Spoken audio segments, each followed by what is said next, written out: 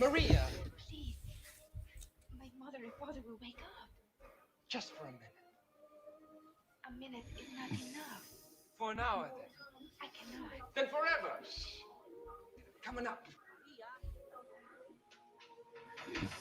Momentito, Papa. Now see what you've done. Momentito, Maria. Cállate. Shh. It's dangerous. If Bernardo knew. I'm not one of them, Maria. But you are not one of us. And I am not one of you. To me, you're all the beautiful... Sí, ya vengo, Papa.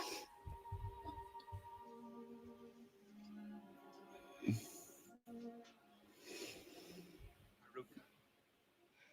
His pet name for me. I like him. And he will like me. No. He's like Bernardo. Afraid. Imagine being afraid of you. You see? I see you. Oh, Maria, see only me. Only you, you're the only thing I see forever. In my eyes, in my words, and in everything I do. Nothing else but you, ever. And there's nothing for me but Maria. Every sight that I see is Maria. Tony, Tony. Always you, every thought I'll ever know. Everywhere I go, you'll be All the worries of you and me.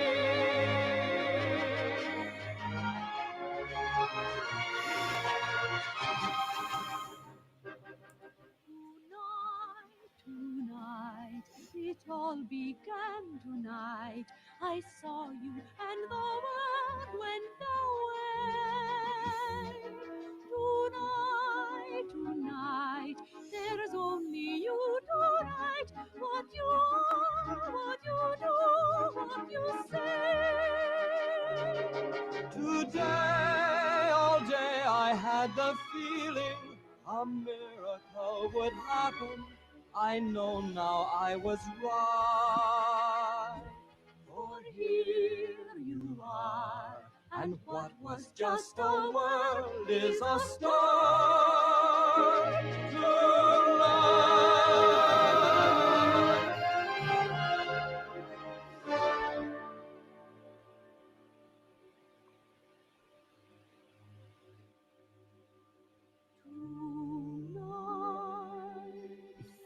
Tonight, the world is full of light, with suns and moons all over the place. Tonight, the world is wild and bright, going mad, shooting sparks into space. Today, the world was just an address, a place for me to live in, no better than all right. But here you are, and what was just a word is a star tonight.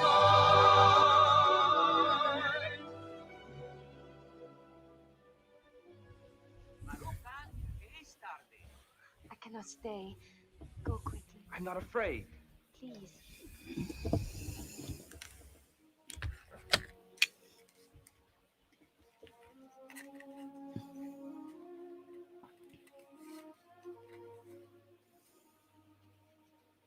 Good night.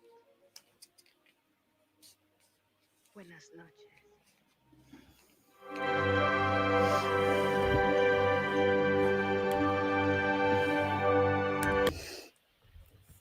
Well, hello, people. Hang on. All I need is bloody West Side Story. So, hello. Wow. I've just, like you probably, I've just finished watching Raj's show. Yeah, quite a good show that was. Jack with the enormous pat or whatever. What the fuck is this? Well, have you had any culture? Yeah. Hi, Dave. Hi, Robert. If you had any culture, Jack, you'd know what it was, okay? you'd know immediately. Hi, Unchained. You'd know what it was. But yeah. So hi, Pauline. What I want to do is I want to start with this funny little clip that I found of Afghan. It's not very long. It's about a minute long, I think. And of course, you've got to remember that he's a Muslim, isn't he? We must remember this. Why are you so salty? Say, shut up. He's a Muslim, yeah. He's also a big idiot. I mean, let's face it. He's a Muslim anyway. So, I guess there's a few Muslims out there would be quite shocked to hear what he has to say about the Prophet and everything. Yeah?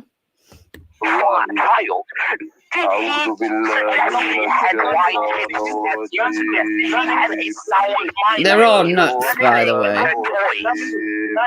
Learn English.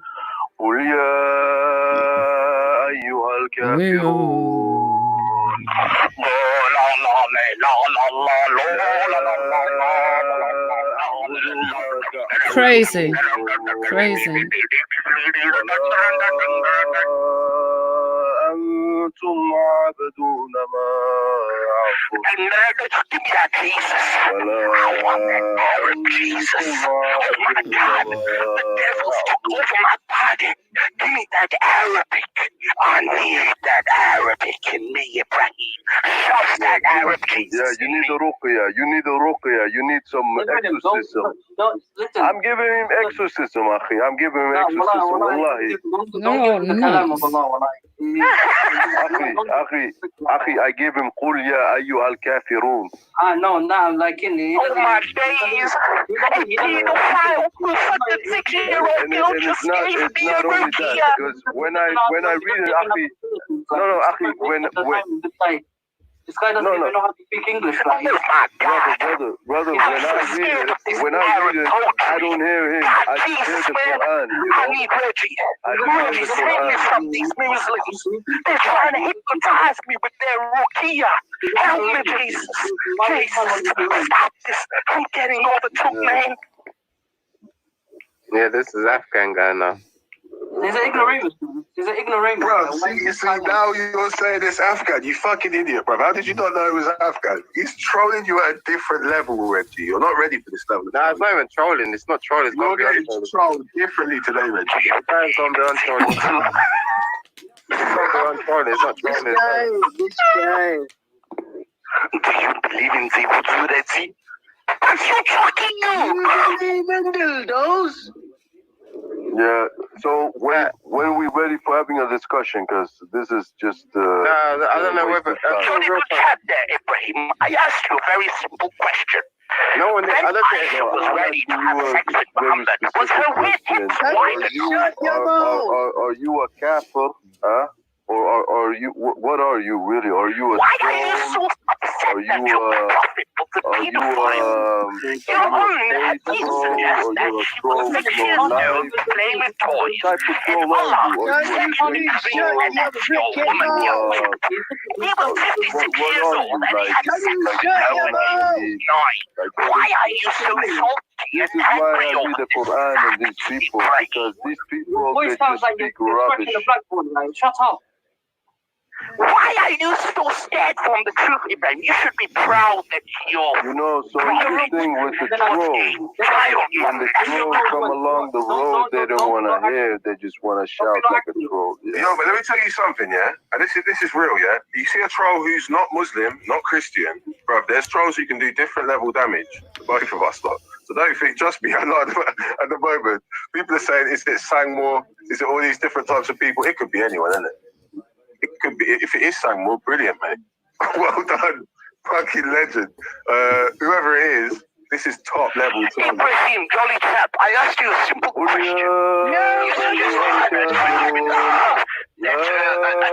child can be ready to have sex when her hips are wide enough and she's got a hairy back. So I wanted to ask you, young chap, that's when Prophet Muhammad married her to his king.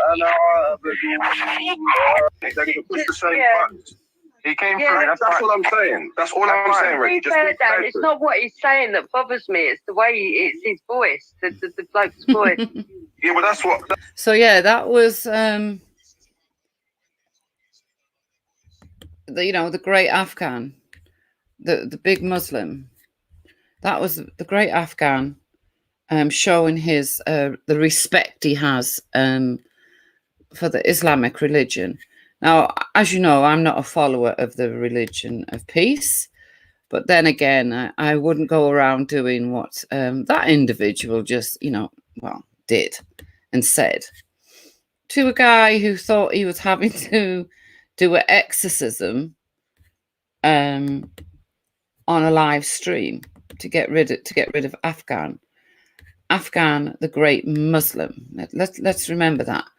Afghan, the follower of the religion of peace. I don't think so somehow.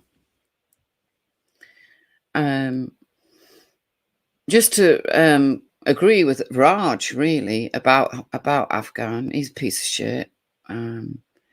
He's very evil. And so's Khan. Khan's a piece of shit. But now there's 3 other pieces of shit. Now, people call me racist, okay? But I came across a live show today.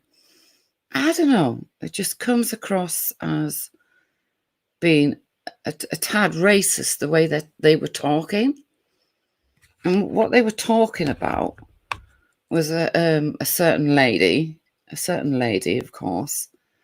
And what they were saying wasn't very nice. It wasn't very nice at all.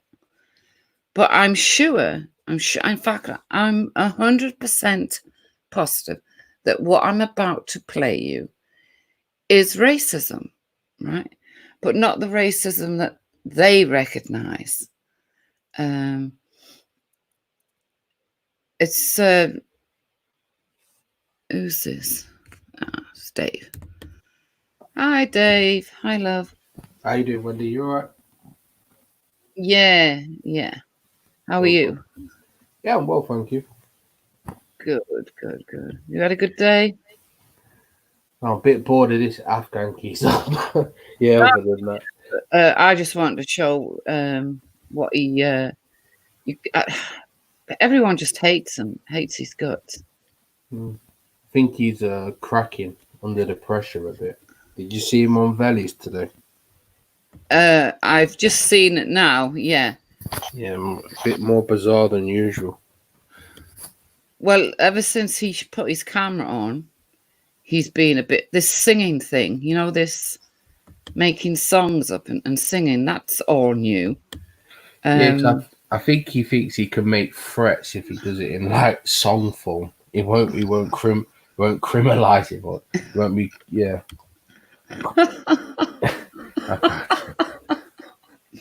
Oh, so if he does it in song form, he'll be all right. Yeah, it's like a parody, isn't it? I think in his head, yeah, maybe. Well, his normal pattern of behavior should be the following: to disappear completely for at least 4 weeks. That's it. Yeah. I don't think he can though. I think he's addicted, isn't he?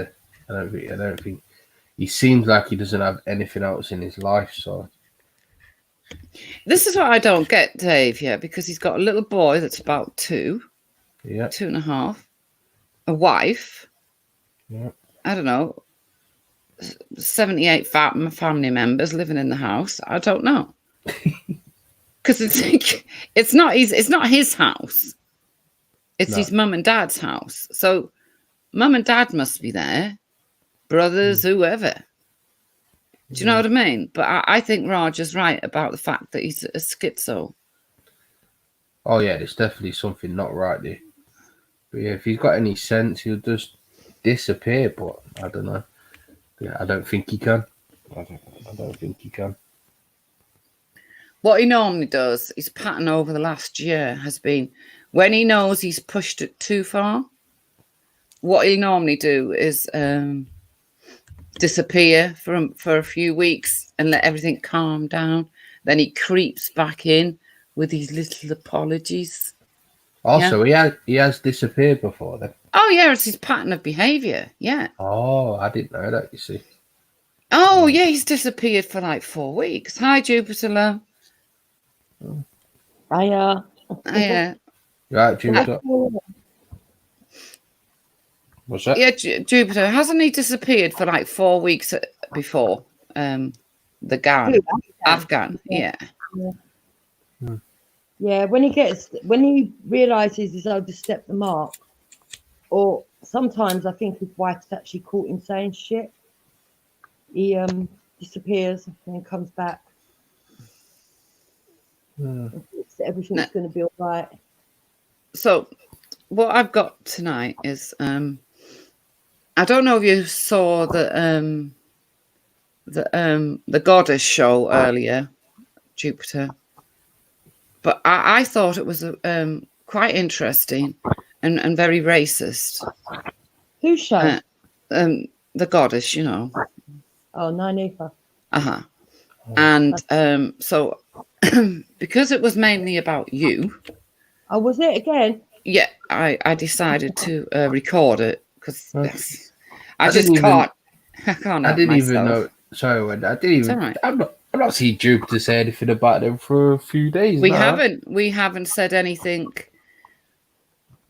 Oh, do you know why I think they're like a bit angry at you two? Is because their numbers aren't so great, and I think they do want to like pull in more of an audience, but they don't really seem to be able to get the audience. I might be wrong. The numbers might have gone up recently, but I think there is a bit of resentment there, as in audience and numbers.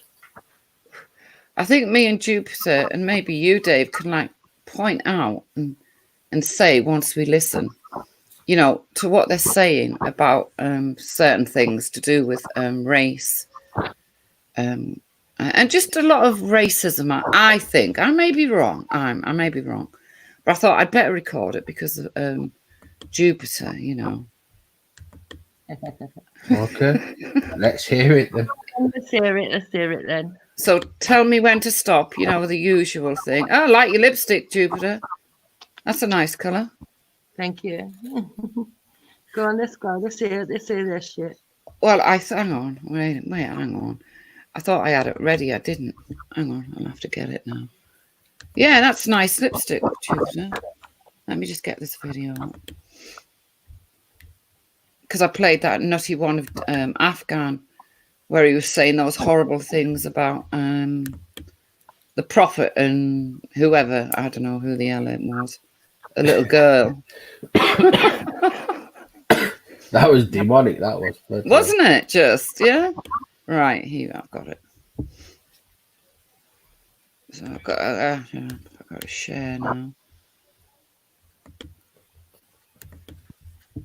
No, I was quite surprised because we haven't mentioned this group of people for a long time.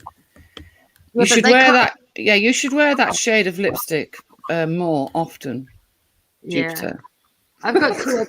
I've got pink and I've got my red. They're my two favourite colours, and I flock between the two.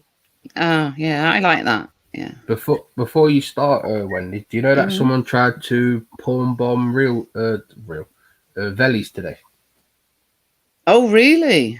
Yeah, they came on under Roger's name and they tried to figure it, but I caught it. I seen it straight away, and then he turned it off. But yeah, he tried to figure it.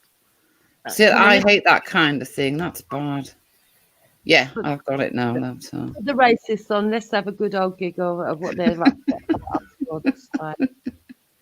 Right, I've done everything. All right. I've just got to go back to here because what I have to do is I have to put me up there because otherwise, you know, things tend to happen. Right, let's listen. Well, I don't see. Are you seeing solutions being tried? I don't think that's a solution. I think it's that arrogance. The way many of them talk, they talk like one of the reasons why I stopped going on panels, one of the reasons why I stopped doing videos, because what I noticed is, talking about things that happen to black people, especially these non-black people, for 500 years, and they feel like they've just got the solution and they're going to be able to solve it just like that. And if you just follow if you black people just follow us, then it's alwa's going to be hunky-dory, especially now this Black Lives Matter thing's happened. And it's just like, how are you going to solve 500 years? You're arrogant. You're not the colonial master or the slave master anymore. Grow the fuck up. And then you've got Afghan that plays at being black whenever he feels like it. He's just the most vile, racist stuff. That's why I don't give Afghan any attention. I just ignore him. When I used to see Afghan on Real Con, I didn't go on. Because you're only going on there to be abused. The guys are like a nutcase. Yeah, definitely. He's disgusting, man. But he can, you know what I'm saying? He can go around and say whatever, and people don't really, you know what I mean? And again, you know what I mean? Views, likes, all them things. So, yeah. And you know what? I went up, because Jesus and Wendy were bitching about me on Bellis several hours. Yeah? And then I think we went on Wendy's or Barges and did more bitching all about Betty. So I pulled up on Jupiter's chat and said, like, do you want to talk about it? Let me come on your show. And she's like, oh no, I have nothing to say. Do you know what I mean? And she went, oh, you want my man, you want Hector. And I just said to her, look, at the end of the day, some old Nigerian uncle, you know, he ain't no Denzel. I don't want man. And they said, oh, and you're not as young as you think, Betty, and by the way, you look transgender. I'm like, how the hell is this ugly old white woman? Anything about it? Hang on, love. You look like a man. You up, Jupiter? They're lying again. I love it when they tell the truth and they slingshot a lie. Right. She did turn up on my channel. She did ask to come on. I told her no, I couldn't be bothered. She wasn't going to ruin the vibe. Like I told her before, she does her thing, I do my thing. I don't really care what she's got to say about me. I'm not interested. Run over to 9 Ethers and do another stream if she wants. Right? Yeah. And I did say to her, she said, you said I want your nasty old uncle and I don't want him or whatever. And I said, well, that is what you said on 9 Ethers last time. I said, he's not a nasty old uncle. He's my sexy husband. And he's less of the old. You ain't exactly a spring chicken yourself. Yeah. And that was that. I never said nothing about transgender. What's she on about? Is she confessing? I don't know. Transgender? What's that about? Well, she said that Jupiter called her a transgender. She didn't. No. Okay. Gets worse. You know what I mean? You got bare wrinkles. You smoke cancer sticks, and then you think you're some type of beauty queen, and you got the bare face to come tell me that I look like a man. She don't look herself in the mirror. She accused 4 black women of chasing her man. Me, you, 94, then that Tasha girl and Lady Divine. It's just really offensive myself because one, I'm not a home wrecker. I never lie down with a married man. Yeah, and for her to choose 4 black women speaking with her husband, she's literally calling black women fucking whores. Yeah, no. Stop. It doesn't even make logical sense. Right, this is what these women do. When I say something to them, they make out I'm talking to every black woman. No. Betty, you're mad. Nynefa, you're mad. Lady Divine, you're bitter and mad. And that's the bottom line of it all. In fact, the others are bitter too. The bottom line is they're all fucking moaning and bitching for no reason. And the only reason that I said that they want Hector is because they basically said that he shouldn't be with me because I'm white. And all what they did on that stream that I broke down on my channel. Anybody who wants to know what I was referring to, go to my channel. It's all there. Betty claimed that she was going to come and get my man off me, the div. I think she forgets what she says in her madness. I think they all do. I think they all do. But soon I'm going to have to stop it because we're going to have to explain a few things. Yeah, Jupiter, all of us. Yeah. Okay. Why would 4 black women be after your one fucking husband? Oh, God. She's really paranoid. She's an insecure white woman and a racist woman at that, yeah? But you don't insinuate that black women are fucking whores and home wreckers. Yeah, and that's what she's insinuating, that we're all after her husband, don't even touch my fucking tit. I'm knocking 5'9".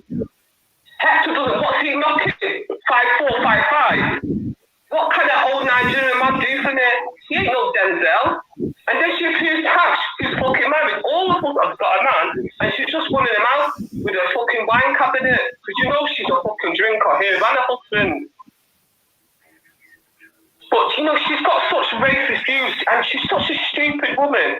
Because when you start accusing 4 black women, not just one, you know, like, you know, if you accuse just one woman, but when you're there with a white woman with your fucking racist views, calling black people black niggers, black bastard niggers and all this, and then you say all 4 of the black women are after your dusty, crusty husband, some old fucking man that's not consistent. So fucking a beautiful woman like me want to go to an old fucking man like that, with a racist wife like that. And another thing now is, yeah, we not want no white woman's leftovers, yeah? I don't go for black men that procreate with white women. If you procreate with their oppressor, like Hector does, yeah, I not want no white woman's leftovers. End of, yeah? So what you need, Jupiter, is top up your fucking wine, yeah? You're not after your husband's a sellout. End of. And I say that about all black men. If you procreate with the oppressor, okay, the white people, you're a sellout and you will never lay down on my fucking bed. I've got a man, yeah? I don't need your sellout husband, yeah? Neither does Naifa, neither does Tash, and neither does Lady Divine, yeah? Roll with it. And you're another fucking racist. The very fact that you've got the bare-faced cheek, yeah? So come on and start telling black people that we need to integrate. What you want is, this is the thing with white people, they have a superiority complex. They think that everybody wants to mate with them, everybody wants to be part of their culture. They are the most beautiful. You got the fucking Snow White complex. That's what Jupiter has, yeah? You've got inferiority. Me not want you to pollute the bloodline in my family. I tell people all the time, white people, you're not welcome in my family. We black. No. I'm sorry, but I find that a bit racist, you know. Bit. It's all racist. Yeah. Take the Hector situation aside, because Hector is greatly relieved that they're not interested in him. He's greatly of course he is. Yeah. So when he heard the first stream where they were all going on about that they thought they were going to come and take him away from me, it was like, don't I get a say, for God's sake? These women are crazy. They're stalkers. So he's greatly relieved about that. I'm greatly relieved. Take your fucking crusty knickers and fucking stay in your corner. But apart from that, let's move on to what else they're saying. Can I just try to like go from the other side? I don't think Betty is like this in real life, though. I don't think Betty would be like unkind to someone because they're racist. Or do you think she would? Betty's changed since that thing happened with George Floyd. Oh, okay. Yeah. Yeah, that's how it is. Black and proud, get over it, yeah? But what you want is your insecure little fucker Jupiter, because every 4 black women you accuse of chasing your husband, and I said from day dot, how many times, when did I say just a couple of weeks ago, that Jupiter's biggest fear is that a black woman will take her husband away. And what did she do? She proved me right, because she accused 4 black women who have a man of wanting her husband. If you got off the fucking internet and start fucking drinking so much and start to do your duty as a wife, maybe you won't have to worry about a black woman stealing your fucking husband. Right, can you stop it there, please? Yes, of course. Right, I'm going to deal with this because Wendy's a nutcase. Not Wendy, sorry. Betty's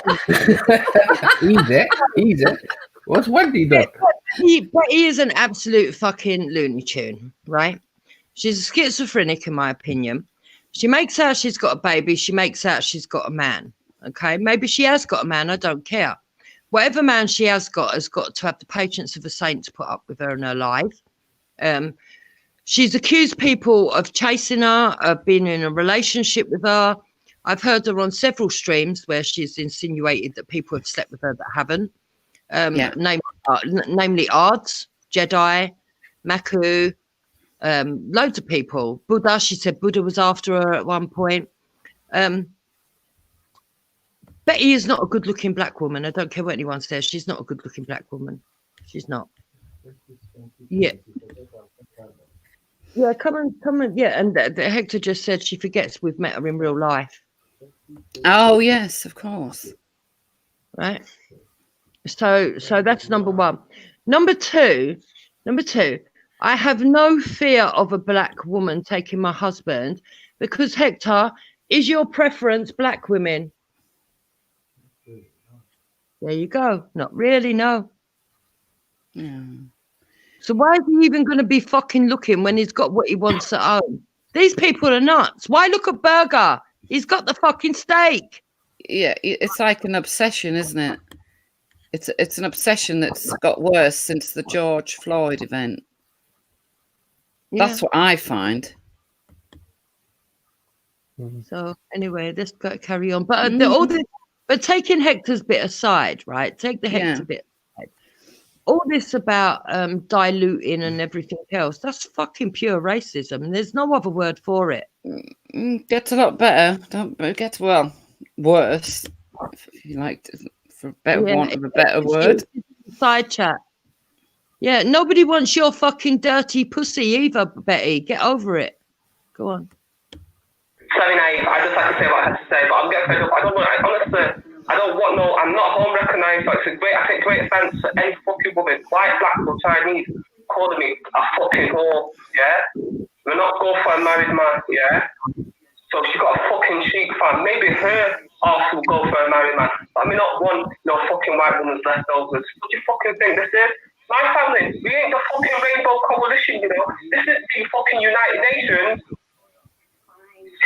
Jupiter's the one with the fucking Rainbow Coalition and the United Nations. Yeah, you are the white person. You're not the height of civilization. Not everybody's fucking blooded that fucking family. Get over it, Jupiter. You're a fucking leech. Fucking racist bitch. Go and fuck off, man. Sorry, now you're taking over your show, but I had to say what I had to say because the girl, her and Wendy was bare hours bitching about me, yeah? And I was like, for what? Yeah, I don't even know why Wendy's involved, to be honest. Like, I can't understand how Wendy has inserted herself in this situation, to be honest. I really don't understand it. You know, because it seems like there was a point where Jupiter kept saying, "Oh, I don't give a fuck if you and Wendy are friends. You get me? I don't have to be your friend and all this type of thing." You know what I mean? And at that point, we're cool. And I think like with that, Wendy must have been, "Oh no, I can't have this." You know what I mean? And then since then, all I've heard is, "Yes, Jupiter." Right, I'm going to stop it there because just for now, because I just want to say something. The reason I've fallen out with Betty is because there's been a big change in Betty since the event in America. A big change towards white people, that she never used to have this problem the way she's got it now. And the same goes for Lady Divine, and the same goes for Nine Ether. They all changed and became very aggressive. That's what I'd call it, like aggressive, overbearing victims. That's how I'd put it. And they all did it on my channel. Betty came on one night and started shouting. Can you remember Jupiter? Yeah, for no reason. For no reason, no reason. And I had to kick her off. Even after talking to her after she'd disrespected that black man that died. What was his name? Esau? Issa, yeah. And then the same with Nine Ether came on, straight aimed at you all the time. Dig. And it was all this soup, like they were acting like, what's that word I'm looking for? Black national supremacist. Yeah, that's it. And that's why I backed away from them, because I saw the change, and it wasn't a natural change. It was a change because of an event that happened in America. Do you see what I'm saying? And I wasn't going to be part of that. I wasn't going to be included in it. And I didn't like it, to be honest, because I'm one of those white people they keep referring to. Yeah, it's true. They seem to think they can talk about white people with, and it won't have an effect on the wider community. So if you're constantly talking about white people, then white people are going to look and take an interest in what you're saying. Exactly. And try to work out, hold on a minute, why are they talking about white people like this? You know, so with Nine Ether saying, "Oh, well, why is Wendy injected herself into this?" Okay, let me just do something. Wendy, can you hear me? Yes, love, yeah. You see, as far as I'm concerned, they've all been like that. It's just that they were good at hiding it. Maybe the George Floyd situation finally let it out in the open. Because I've watched streams where this same Betty herself has come on and said all sorts of rubbish. In fact, racist, using racist language and all whatnot. So maybe, yeah, in a way, you're right. The George Floyd situation is finally brought it out to the open. But as far as our racist views are concerned, it's always been like that. But I just Yeah, haven't seen it. Yeah. maybe wherever, maybe as at that point, whenever you're online, she tends to hide it. But when she does go to other panels or channels where you're not online, yeah, then it comes out. You only have to, yeah. She's always been like that. As far as I'm concerned. You see, I hadn't seen it until it was on the same. It was on first. It was on here, and then it was over on Nine Ethers. Was it? Or was it? No. Yeah, Nine Ethers. The other week when I heard her going on again, and like I said, I think that people forget that we are those white people they keep referring to as they and them, the racist words they and them. Yeah. What do you think, Jupiter? Do you see what I'm saying now?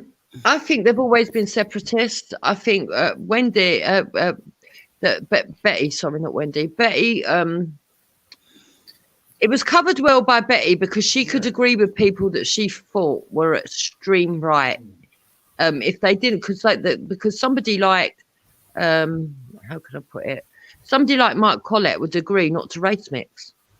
So she can get on with that kind of extremist because she's got the same ideologies, just a different skin tone. Yeah. And that's how they were getting away with making out that they weren't racist. But she is racist. Do you not think Betty's got other reasons for saying these things, though, where it's like, she doesn't want to be competing with white women for a mate or something like that? It could just be coming from a place, a personal place for her. It might not necessarily be a place of hate.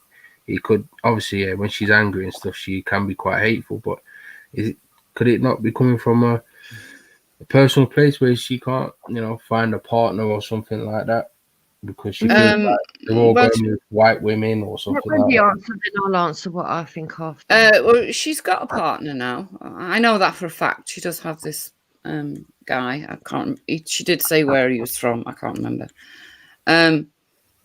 But I'm just shocked at the things I've heard in the last 4 weeks coming out of her mouth about white people. I haven't. Yeah. I don't know. It's like, I'm not saying that Betty, maybe it's me that's changed. Maybe my eyes have been opened. I don't know. But I didn't like what I've been hearing. I was quite shocked, to be honest. What she was saying about white people not being the master and all of that. Just a lot of stuff that I hadn't really heard before. And I don't like it. Yeah, Dave, my answer to your question would be this. I don't have a problem with anybody that doesn't want to race mix themselves. So, for example, if Wendy said to me, I've always preferred white men, I want to stay having white children, no problem. I don't have a problem with, despite what they think, them saying that they only want to have black men and have black children. I think as long as they're pro-family, that's their choice. Yeah. What I have a problem with, Dave, is when they start attacking other people, yeah. Other people don't have a choice. Yeah. For me, it's very much like somebody who's Christian telling someone else they've got to be Christian, or an Islamist telling someone else they've got to be Islamist. Yeah. I think they do seem to take aim at mixed race people and people in mixed couples quite a lot. They do that quite a bit. And you can't go, when you start attacking other people for their choices, that is when people should have a problem with it, right?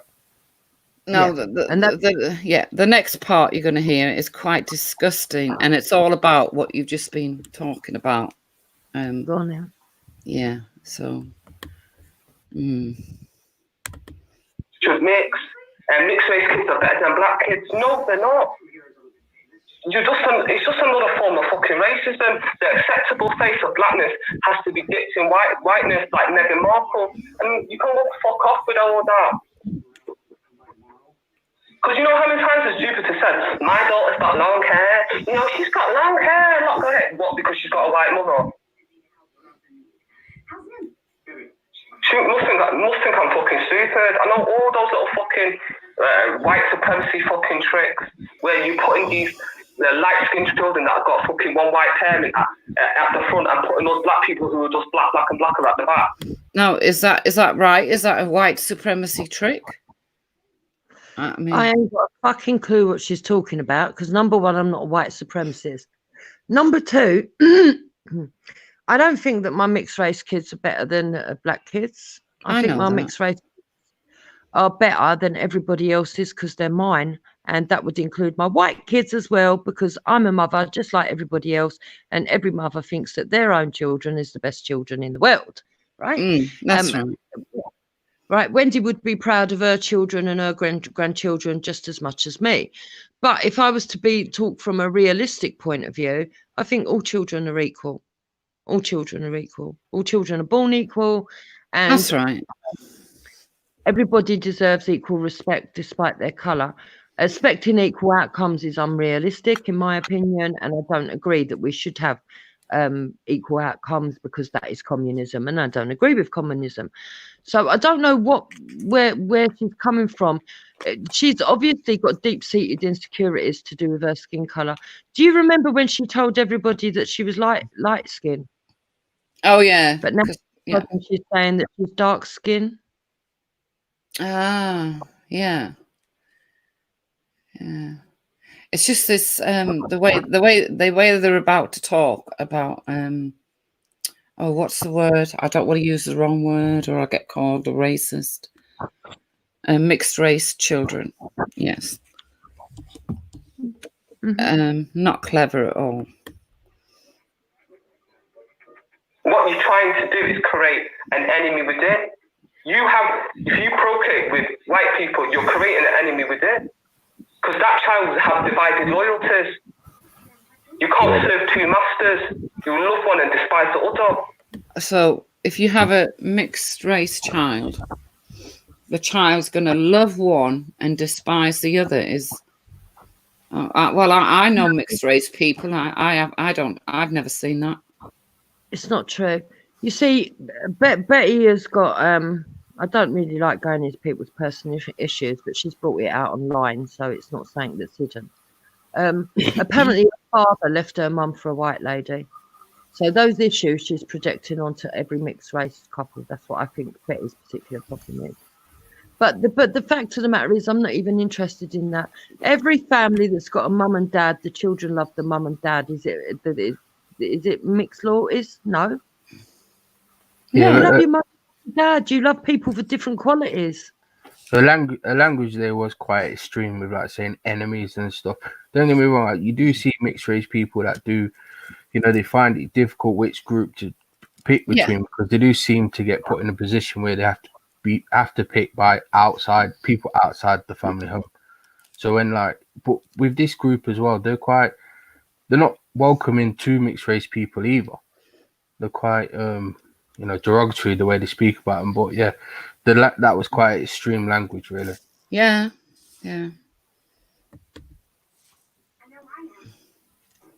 Well, it's interesting that you say that, Betty, because one, there's been a lot of misconception pulled about myself, around these very topics and whatever. You know what I'm saying to you? Because there's one fish called a kingo, yeah? I don't know if you know, there's a fish called a kingo gold. Lord of mercy. I don't know if you've heard of him, Betty. But he's biracial. He's with me. And he talks the maddest things about white people. Like, it's just... Sis, I'm going to go and come back. I can't hear Betty properly. Let me Betty. Oh, there she goes. I can hear her now. I can hear her. Can you hear me, sorry? Oh, yeah. Can you hear me now? Yeah. We can hear you now. Okay.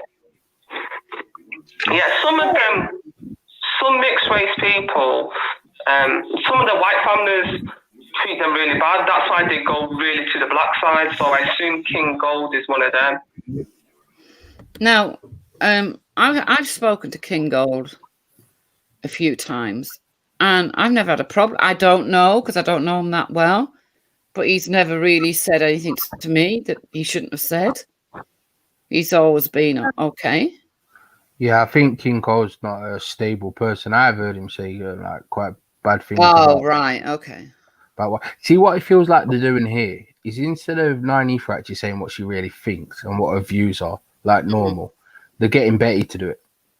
It's like they've got Betty on to do all the talking and say what they think, but they're not actually going to say it themselves. So I see. Yeah, they're kind of using Betty to say what they want to say, but they don't actually ever say it, if you know what I mean. No. No one's got a gun to her head or anything, have they? Yeah? Oh, no. Wow. Because I tell you, there's so many. Yeah, but. Oh, dear. Yeah, man. You see that you there, yeah? Oh, dear. It's Saturday, you know. I feel to. Because he said that. I said. What was that, Jupiter? I said, is she actually going to say anything? Because it really pisses me off. It's the usual, yeah. She'll stop doing that in a second, and that she actually gets out a full sentence. Yeah. I heard him say some mad things, like I said, about white people, yeah? And not only that, yeah, because, in fact, let's have this little conversation, because, all right, boom. So, I haven't been online and saying mixed race people aren't black, in it. I'm saying they are mixed race, yeah? They're both black and white, yeah? Yeah. Now, you know the amount of heat I got when I had that show that time when it was entitled My Mum's I'm White, My Daughter's Black, let's discuss, yeah? And you know, man come out and they rode out on my show and took my show down, all kind of cul-de-sacs. You understand what I'm saying to you? Which I didn't understand at the time, but now I proper understood. I proper understand, yeah? And we know that there's man them out here that are definitely trying to say that their children are black, even though their mums are white, Chinese, or whatever the fuck else. You understand what I'm saying to you? And I'm saying, I'm burning fire on that. You know what I'm saying to you? Yeah? Because I'm saying, if that's the case, then very soon you won't need a black woman to have a black child. You know what I mean? All we will need is a black man and anything else that can't run. Yeah. So me and are definitely having some chattings about this out here. But even going back to Copperfish, you know what I'm saying to you? Because he was accusing me of lots different things here.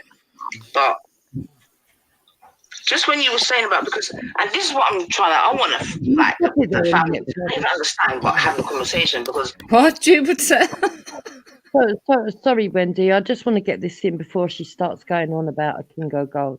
Okay. First of all, they're accusing me of having inferiority and being scared that some black woman's going to come and nick my husband, which is not true, right? But you've just heard from her own mouth, their issue is that if it gets allowed, then black men want to mate with anything. Their words, not mine. They'll want to go with anything. And it won't just be black women. So it's them that have got the fear. Now, I want to make this quite clear to black women out there, right? Yeah.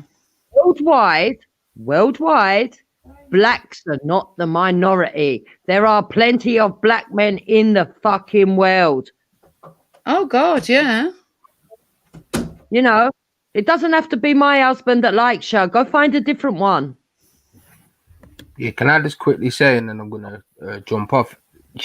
When she was talking to Kid Gold, though, one of her go-tos was she implied that basically his dad is a sellout for being with a white woman. So that's, I think, we're a main issue. Yeah, so that's right. I'll see you later, guys. Oh, you going, are you? Yeah. Take care. See you later, Dave. See ya. See you later, love. Right, we shall carry on, Jupiter. Yeah, go on. Me, yeah, if you heard me on my show from way back, like, I've been out of a mixed race person, yeah. My first boyfriend was mixed race, in fact, yeah. Yeah. For those of you out there, like, I've got mixed race people in my family and all of them thing, yeah, and we have these discussions. You understand what I'm saying? But I'm saying my first boyfriend, he was mixed race. He was Trinidad, and you get me? Cute boy as well. God damn, big up yourself, Cass. Trust me. But so now I'm saying, and you see, when I was younger, I was definitely like that. You know what I mean? If you're mixed race, you're black. You get me? That was me. You know what I'm saying to you? So I understand the vibration in that respect. You with me? Yeah. But what is now is that. So he's amongst me and my people and whatever, you know what I mean? And them times I was radical, you know what I mean? It's like Public Enemy, you know what I mean? Everything was, you know what I mean? Yeah. You with me? And he was like a hip hop guy, he was a hip hop junkie, you know what I'm saying? So we were listening to a lot of positive music, you know what I'm saying? He bought me my Public Enemy ticket for Valentine's and all them things. Anyways. But what I'm saying is, one time, yeah, we're talking about politics, this, that, and the other, you know what I mean? Talk about the system, whatever, what it represents, all of that, you know, all that stuff. But the point being is that one time, he looked at me, he's like, you seem to forget sometimes that my mum's white. You hear me? Yeah. And you know, it's like when you get thumped in the face, like, bam! You know what I mean? Like, boom! Yeah. Yeah, and I had to take that, man. I had to really think about that because, yeah, that's what I'm saying. So then I had to start thinking about how some of these mixed race people that are obviously in black company must feel when they're hearing a lot of black identity politics, whatever you want to call it. You understand? Going home to your white mum. I'm saying to you. So that taught me that lesson. So that's why when now I'm saying, nah, man, we can't celebrate black. You know, we are mixed race. And more importantly, the mum that is the vehicle in which actually carried them is the black. You know what I mean? So we can't just rub out that vehicle like that. You get me? So, you know, but it's mostly men, as you would imagine, have this actual argument. You know what I'm saying to you? Now, I understand that there's like political, like a political black, because it's scattered, like a political blackness to it, and I understand. And even if they want to identify with being black, I understand that too. Yeah. But what we can't be doing out here is just trying to, you know, just erase the mothers. Children on earth. I mean, come on, stop it. My thing is, does that mean if I had a child with a white person, does that mean that white person then could come and tell me that my child is white? Oh, hell no. You know what I'm saying to you? But yeah, man. But going back to Wakinga, he said some real mad shit. But he is someone that he does speak very negatively about white people when your mum's white. I don't understand. It must be very hard to keep a balance. I must admit. Well, hasn't he, from what I know, he says he's had mental health problems anyway, from what I've heard of him, from his own admission. But this is one of the reasons why I say no white folk in my family and no mixed ones either, because of this type of foolishness. Because like I said before, many of these mixed race people are up in the mental health wards in this country. And I'm not going to have all this 500 years talking about mixed race people. I'm sorry, these three people that here are mental fucking nutcases, and they want to go around accusing other people of being mental. See what I mean? Yeah. This is why I recorded it. I couldn't believe what I was hearing about mixed race children, adults, your kids. It was ugly, to be honest. Ugly. Yeah, that's the only word for it. It's their own jealousy and it's their own inferiorities, and they are not representative of the whole of the black race. There's some very beautiful, educated black women out there that ain't fucked up in the head like these three scumps. Oh, God, yeah. Bloody hell. Yeah. Years of oppression of black people and race relations between white and black people in my fucking house. It's bad enough that I have to get out of my house and put up with this It's sort of oppression, you know, the crime of being black. But I'm not going to have it in my fucking house, Naifah. And this is why I say, I don't care whether the mixed race people think they're black. Yeah, that's their business, but I don't want to be with you. I'm not going to mate with you, and you're not welcome, and neither are your white family members. Nobody. It's black. You know what I mean? I don't want to know. Now, can you imagine if we reverse that and use the white, what would be called? Jupiter. To be honest, they're all fucking nuts. They're not. I just can't believe how nutty they are. And I was just reading Turrek's comments in the thing. He's another one that's gone nuts as well. Yeah. Because quite often when you speak to these mixed race people, some of their stories are fucking tragic. Some of them got very racist white family members. I had a friend that I grew up with, and his mother was white. The father had died, unfortunately, the black father had died. And he had just racist white family members, and he just hated his blackness. And the mother was like, you know what you call like a borderline race? She fetishized black man, only wanted to be with black men. Yeah. But she didn't really respect black people because, you know, little things that she used to say. Yeah. And he was just toxic. You know, when you're a kid, you know, you don't really understand about blackness because no one's teaching you. But I didn't get a positive view of what black people were because he had a mother that was a borderline racist person who didn't really know much, that we just only wanted a black man to have kids with. And this is what I mean. Some of these mixed race people, they got some bare self-hate issues, and if they're really angry with their white family members and white, it must be hard knowing that you're part of the white community. Because without your white mother, your ass wouldn't be on the planet. So and as such, we can't just take her out of the equation, and that's my point, man. I think we got to be very careful in doing that, man. You know what I'm saying? Like I said, I understand the political vibes of it in terms of, you know, many people you would look at a mixed race person and determine them to be black or whatever. Yeah. So I understand all of that, but we also now know that in terms of that whole IC business, I don't even know what are they, sis, on the IC thing, IC 7 or something like that. But it's a tricky one, but yeah, but my thing is, I don't see why this should be a problem if we say that we're pro-black and we're pro-black families and black families first. I don't see why people would have any issue with that, because we don't have no issue with white people being them first and all the rest of it. You know? And the difference as well is that, you know, times gone by, when people didn't want that, it was more based on a racial issue and it was more racism. You know what I'm saying to you? But you can't say us saying black families racism. You know what I'm saying? No. You know? If you want your children and your family to look like you, it's called self-love. Because I don't have a problem with some of my white friends say, well, I'm just with white people. I don't care. Because I'm not desperate. I feel like some black people and some white people, they're desperate for validation of the opposite race. Because I've heard some mixed race people do this and go, if you don't want to date a white person and have children with them, then you're a racist. And it's all about validating them because they're mixed race. Do you know what I mean? But we don't need to validate them. That you said there, though, that's one thing I've always said about black men, that I think when they have a white woman, it gives them validation still, unfortunately. But that's for many of them. You know what I mean? They feel 10 times taller. Okay, please. This is all just the fucking shit and bollocks and bullshit spewing out of their mouths every time they open their fucking lips, right?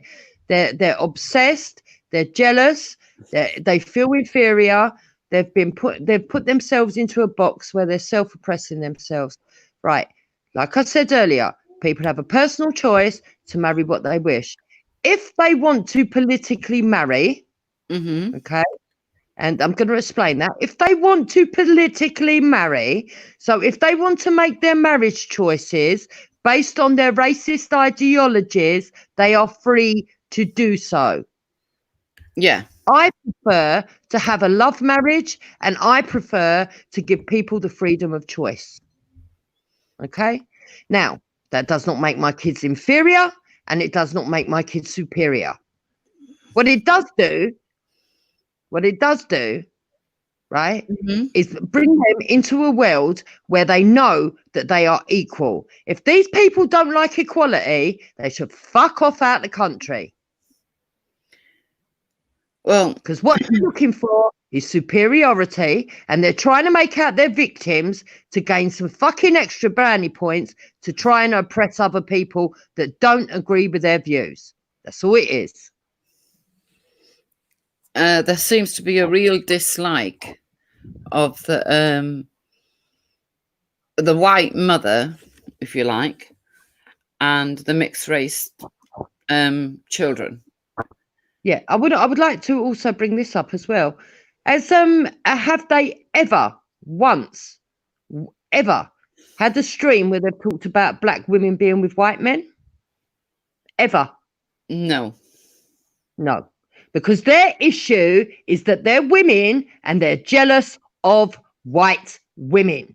Do not think these women speak for the whole black race.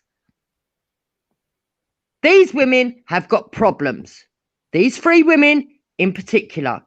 And Turek, you're in the side chat. I'm going to address Turek because he's here trolling and talking shit. I have never said I want 100% white country. Stop lying, Turek. Talk truth, Turek. You fucking nutter. Because you've gone off the edge a couple of times, haven't you? Every time you're not getting your own way, you have a fucking little tantrum, don't you, Turek? With your little racism. We've seen you as well. You're as bitchy as them three. Yeah, what is the matter with you two, Rock? Instead of staying in the chat, why don't you get brave and come on, yeah? Or do you need your little buddies around you to be able to come on to a channel? You got to wonder, haven't you, Jupiter? Yeah. Makes you laugh. Big and brave. Yeah. Yeah. Yeah, when we got Karen, when Karen's there, Karen and Becky. Yeah, definitely, because they think they've beat the system. Mentally, thinking that they've beaten the system and they've got it back. Because when I was growing up, in Mines in London there, and there used to be a place where there was enough rastas, you understand? And from a young girl, my young teens or whatever, I'll be like, they used to be chatting to me and they're always talking to me about Africa and Babylon and this and that and whatever and all of it. You understand me? Yeah. But you've got a white woman. I'm like, oh yeah. This is one of the things. This is one of the things I can't understand. My uncle, like, what, man? You're telling me, you get me? You're giving me all of this power, and I love that, whatever. But what are you saying now, man? But you know what? Yeah. This is when I was like, so they would say things like, "Oh, we're getting our own back on them." You get me? Have these people never heard of, you can't help who you fall in love with, or anything like that? Human nature. You've got to wonder, really. I don't think they know what love is. I don't think they know what love is, and that's very sad for them. But that's not my fault. No. Take it out on someone else. Oh, no. And our own back, we're taking back the women. You know, that type of vibration. Yeah. Yeah. I'm like, bollocks to that, uncle. You know what I mean? That's just idiot talk. You get me? Yeah. You know what I mean? My thing is, from you can fuck them. And then we've got the other type of Karen that's, oh, well, I ride with you as long as it's not going to jeopardize me or put me in any harm, or I don't have to speak out. That type of Karen, They've got many different type of Karens out here. And I'm observing all these Karens. And I'm like, nah, it's soon going to be time now to call out these rascal Karens. I'm a bit tired of them.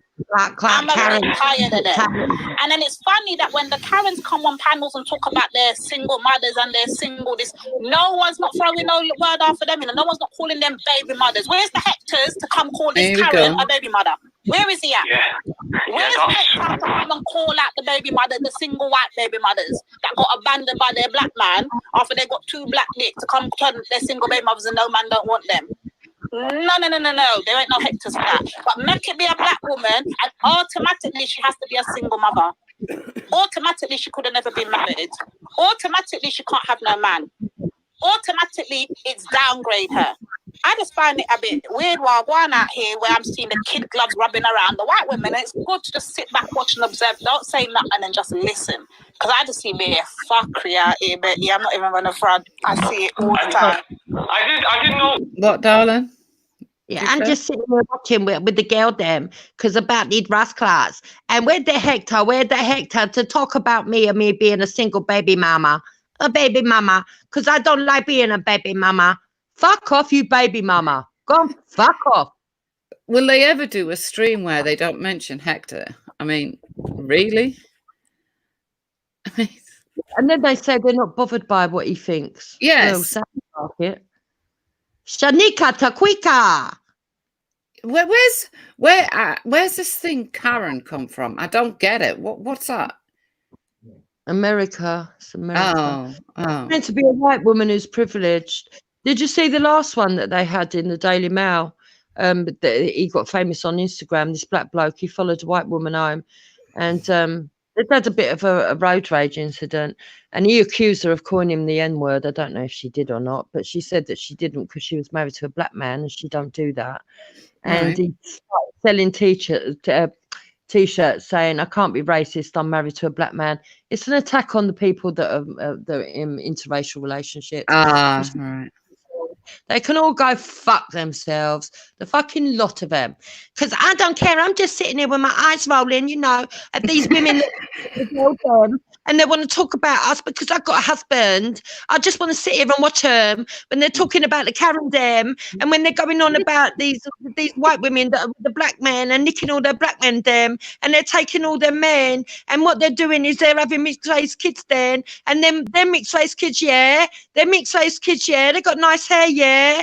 They're beautiful looking, yeah. And then they might not look at us and I'm going to sit here and be a bit of old cunt, yeah.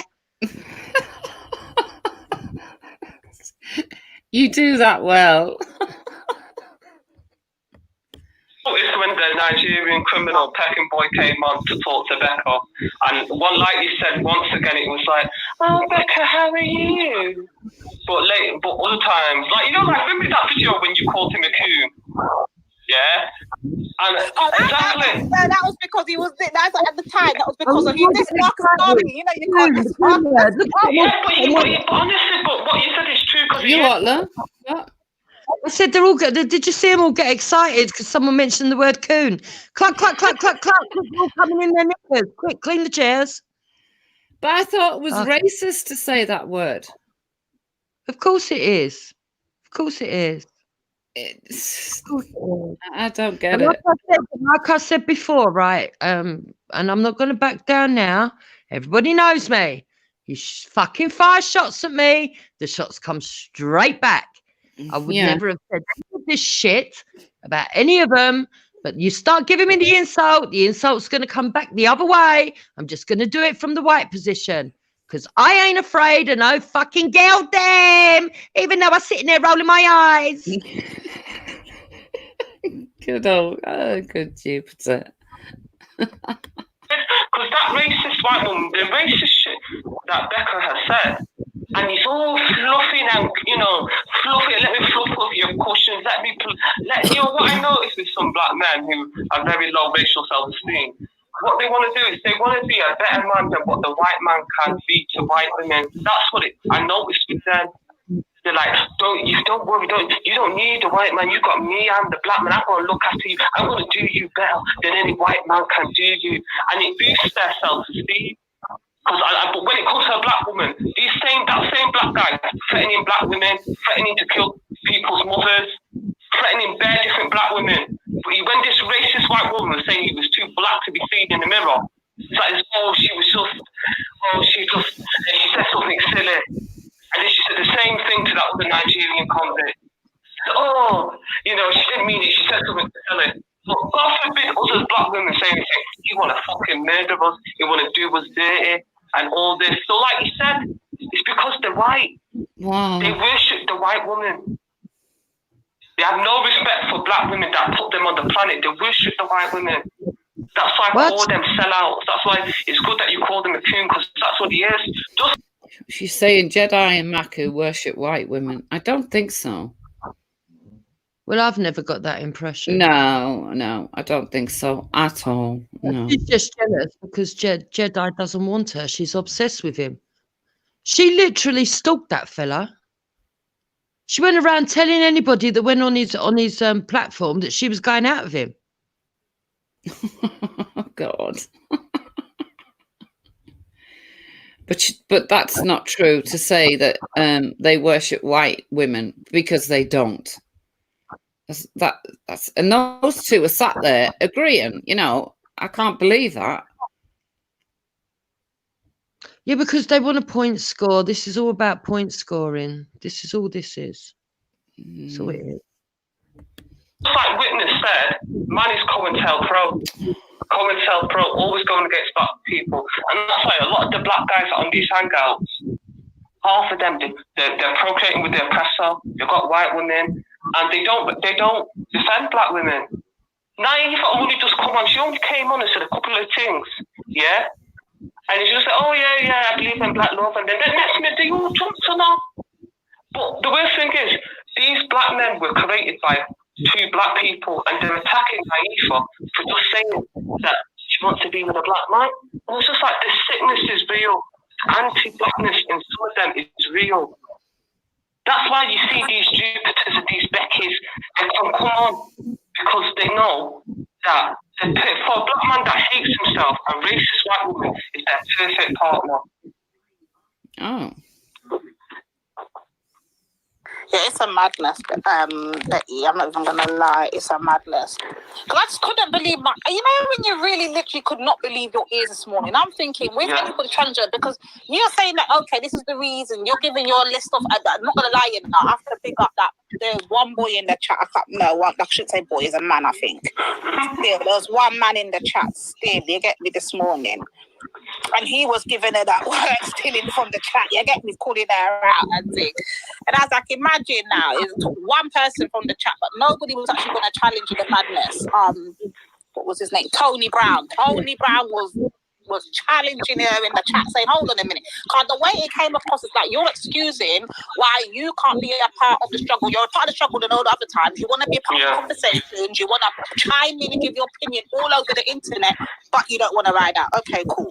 And your first reason you gave was because a black woman apparently told you, or somewhere in some Instagram, I don't know, wherever it was, you must have chatted to her and told her something about her mixed race kids or whatever and whatever. So that's the reason why you can't ride out. But then you find your ass on every black panel, you find your ass in every black conversation or every black topic. Meanwhile, you will go over on Reels and you will sit down there happily with them fucking racist bitches like Amy and Kiki. She's talking about Becca.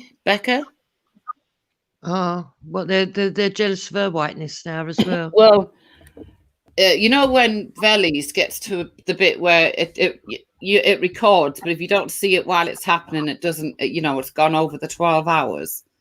Yeah. Jedi went on there in the early hours of the morning, and apparently Beck was on there getting upset because they were saying, why doesn't she, become a part of the cause and the rest of it? Right. And in my eyes, well, if she doesn't want to, she doesn't have to. Black Lives Matter is not for black people anyway. If they think it is, that shows how thick they are. Yeah. And kinty with them when you blatantly hear the woman or calling people or type of niggers out here. You heard the woman or this, but you had no problem doing that, Becca. But you've got a problem with going to Black Lives Matter. Now, make that make sense. I really couldn't believe it. Becca's a snake anyway. Becca's a nasty piece of work. She's very divisive. I think she's like Jupiter. She feels threatened by black women. She wants to compete with black women. Because I remember when she said, well, you can't get a man. Do you know what I mean? Because the black man wants me. The black man wants me. And I was like, you got fucked by a black man and you got left by a black man. Why are you chatting? And you got bare. Did you say something, Lo? Sorry. I said they hate the truth, don't they? Yeah. I reckon frustrated Turek should leave, because I've heard that Turek's got a white girlfriend as well. I've heard through the grapevine. Turek, go and shag your black sisters. They need a little bit of relief. Exactly. Go and help them out. Go help him release some testosterone, Turek. Yeah, like we're saying, he's another one. He never used to be like the way he is now. Yeah. Go on, quick, run, run, run. Run, run, run, run. There used to be a song called that, wasn't there? The run, run, run, run. I know. Pickings, why are you running your mouth? You can get a black man, you just can't keep it. So why are you chatting? It don't make no sense. But it's because the black men that got self-hate, that will big up these type of white women, that will disrespect black women. That's why they run their mouth. That's what Jupiter does. Have you noticed every time we get into a heated debate with Jupiter, Uncle Hector got to come in and rescue her every single time. Right, hold on, stop it there. Yes, no, yeah. Hector doesn't come in and rescue me. In fact, he rescues them, because if I was to really let rip, they'd fucking know about it. Hector comes in and puts them straight. He defends me like any husband does. Yeah. Not my fault that those 3 old bags haven't got one between them. It's not my fault. And if they have had men that have given them children and they no longer have them, that's not my fault either. But do they think they're the only ones that happens to? They're slagging off Becca, right? And as much as she's got her faults, we know her past history. We know what she's been through. Yeah, and if we know that these 3 women know also, but there's no empathy there, is there? There's no. There's just nothing. Unbelievable. The thing is, Becca, the other day, even on my channel when I copied it from 9 Ethers and broke it down, but I think it was on Reels as well. Becca does nothing but stick up for Lady Divine, and there they are, all bitching and slagging her off behind her back. Oh yeah, she did the other day, didn't she? Yeah. Yeah. Oh, I forgot about that. Yeah. All Becca ever does. Like the knight in shining. What, love? I said all she ever does is stick up for them, but as far as they're concerned, she's shit. Interesting. Armor on his fucking horse. Oh, my princess, my princess. Oh, my albino princess. Let me come and rescue you now. The savages.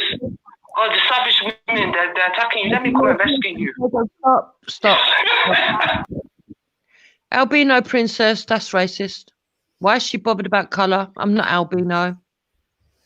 Yes, when she said that, I thought, what? Yeah. So, I don't know what the black drag queen is saying. I don't know what she's saying. Every time there's an insult, I'm going to return it, Wendy. I'm just warning you. Every time there's an insult, I'm going to return the insult. Okay? I'm just Sweetheart, you don't have to warn me. I wouldn't have. No. I'm disgusted at this whole conversation they were having. Do you see what I mean? Yep. Bad, really bad. In the chat, Spice is asking when, whose channel. Spice, I'm talking about the same time when you was on the panel when Amy was calling you all type of niggers. And then after that, what did Becca do? Sit down over there for how many weeks? Key, and laugh up. Oh, now I don't hear Becca pull her up, you know. When Becca's sitting over there with Fluffy and them gal there, no, she never had a problem with that then. It wasn't a problem then. I want to know, was your kids black then? When the word nigger was getting fling around the place the day and night, was your children black then? Or only they're just black today when you're one of the black people, when you're talking to black people? That's what I want to know. And she's so lucky I didn't jump on that panel and challenge her, because the only person that was challenging her from the chat was that Tony Brown guy. But literally, if I was even in the mood or had even the energy to give her, I would have jumped on that channel and challenged her. Because I understand how you're doing the crocodile tears on Ron Velli's panel, but when you're on Real's panel, I don't hear the crocodile tears when they're flinging around the N-word and you're sitting down there laughing up with them afterwards. Key. Now they all got the smoke with Wendy, don't get me wrong. We dealt with Wendy nicely. We handled Wendy, but now I don't hear no one call out Amy. And Becca. You what, love? I said you got handled nicely, Wendy. They handled nicely, yeah. I didn't have to be handled. I know when I'm in the wrong. Yeah, getting handled doesn't bring up connotations of master and slave to you. Yeah. I don't need to be handled. As for all the stuff with Becca, I've got no comment. I don't really care, to be honest. Becca's never, sort of like, don't know, don't care. That's your people. That's your clip, Becca. That's what I'm not understanding. Becca rolls with them gal hard daily.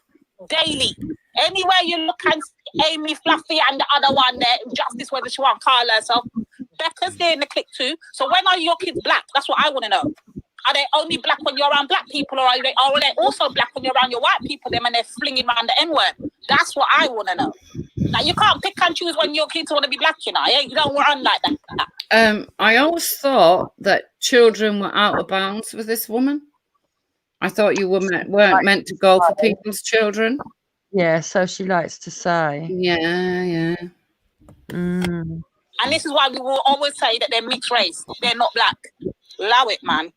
And big up, sis. Big up, time man. Big up, everybody. Big up, Spice. Hello, Spice. I was saying, big up, me. I was saying, like, when did this happen this morning? What panel was that? Oh, yeah, it was on Wendy channel this morning. Yeah. Oh, okay. I only stopped for like about 10 minutes. When I heard that, and I was like, once Jedi came on, I just went. I didn't want to hear that. No, because I know that his stream got locked off at a certain time, and when I come in, it was quiet, and no one went on there. So yeah, that was this morning still. So what happened this morning? Tell me again. I don't know. No, I just called that bit, to be honest. I don't know. Hold on a minute, Wendy. Where did that accent come from? Because I thought they all spoke. I thought they all had British accents. All of a sudden, it's like they just fucking stepped off of Jamaica. Did you hear it? I was wondering if you'd pick up on it. Yeah, a bit weird that.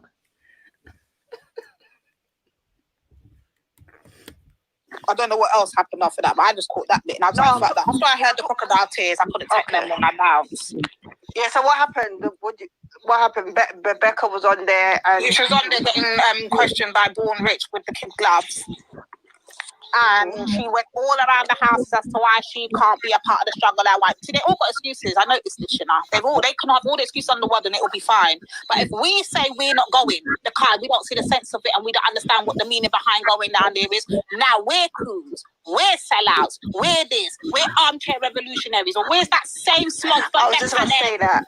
Yeah, where's the same energy? That's all I want to know, innit? You can't pick and choose. You lot are the ones that want to give these people bringing, and now you give them the bringing. Where are they to fight when it's your plight? Because I don't see none of them. Where are they? What does she want people to fight for and again? There we have it. Ghost. Well, it's for whatever the oppression is they're going through. Whatever that is. See what I mean, Jupiter? What a load of fucking dog's bollocks. Black Lives Matter, right, does not represent the black community. No, not at all. I understand the background to it. It fucking does not. It's a fucking Marxist operation. Anyway, cut that to one side. What does she want people to go for? Because she's saying that they don't want to go, but now they're getting called armchair revolutionaries. By who? Yeah. I don't think they're revolutionaries. I think they're a fucking bunch of old bags moaning.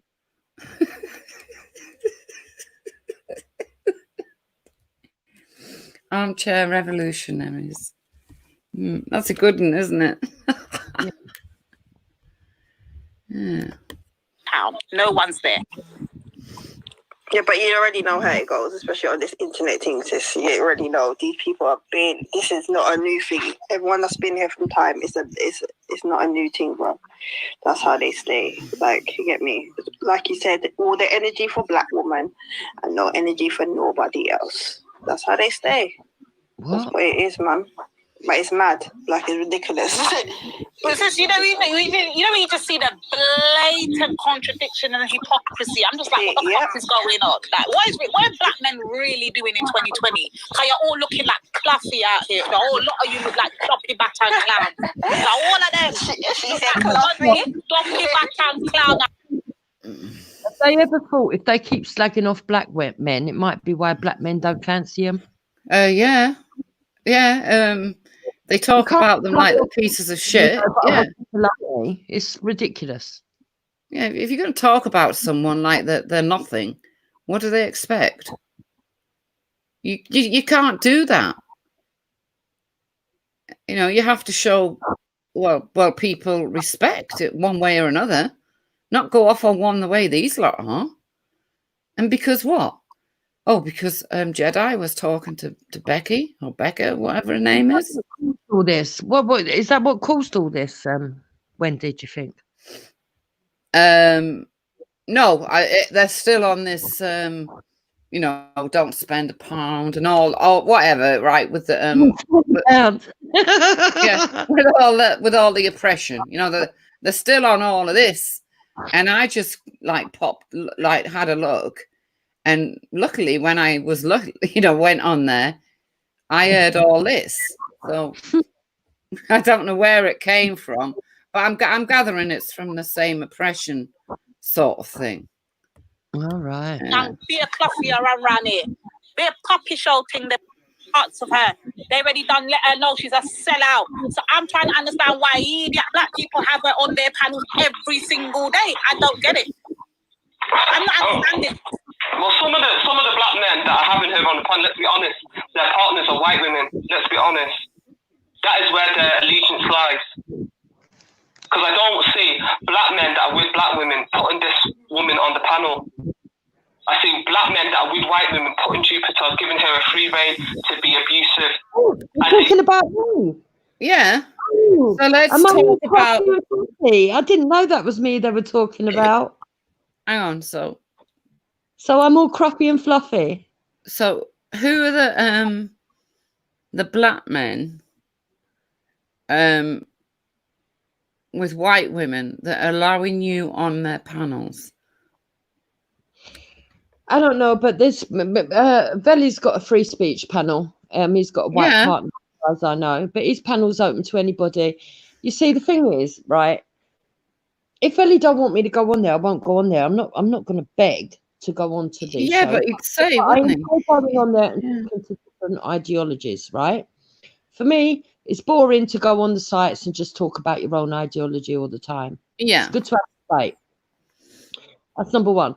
Number two, as far as I know, Veli has not segregated his channel down racial lines. He hasn't said it's a black channel, and therefore I'm not imposing on anybody. No. Number three, as far as I know, Veli is married to a white lady, but whether he was married to a black lady or a white lady, ain't none of them free. So I don't know what they've got in his channel. I don't understand that.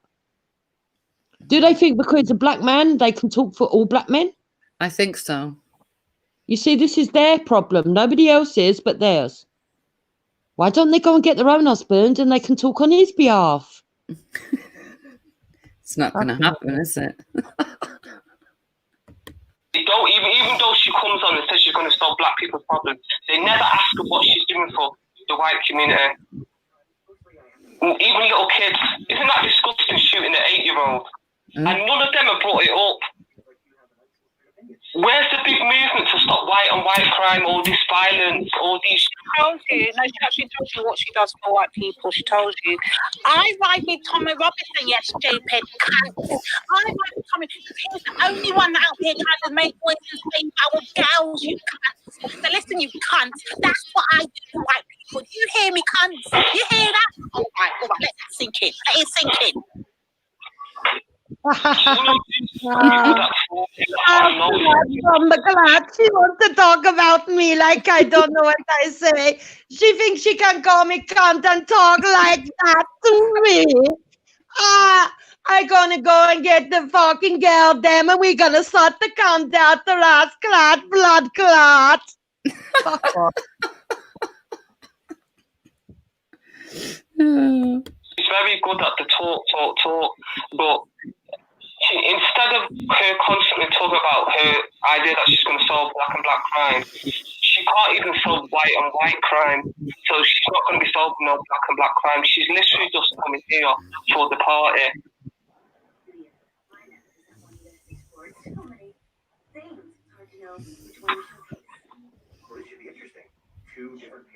Oh dear. Hang on to. No, it's just madness, man. The country's Yeah. So Richard Pryor and this guy, what about this called him? Fuck's sake. Paul Mooney. Yeah, Paul Mooney. Yeah, that's it. The rest shit. Now, I'd like to know when when you said you had the solution for, what do they call it? Black on black crime, Jupiter? I've never said I've got the solution. I said I've got a lot of suggestions, but I didn't put them forward because they won't take it seriously because I'm white. But do you hear the venom in their voices when they're talking about you? Yeah, but my solutions are not just for the black problems. It would be for the community. I believe in working for the community. I'm not here just to sort out black problems. I'm not black, number one. Number two, I think it would be pretty selfish to just work on just the white community because I'm not a separatist. I believe in working for the community. And unfortunately, their little chicken brains can't fucking understand that because they're still worried about the black lads.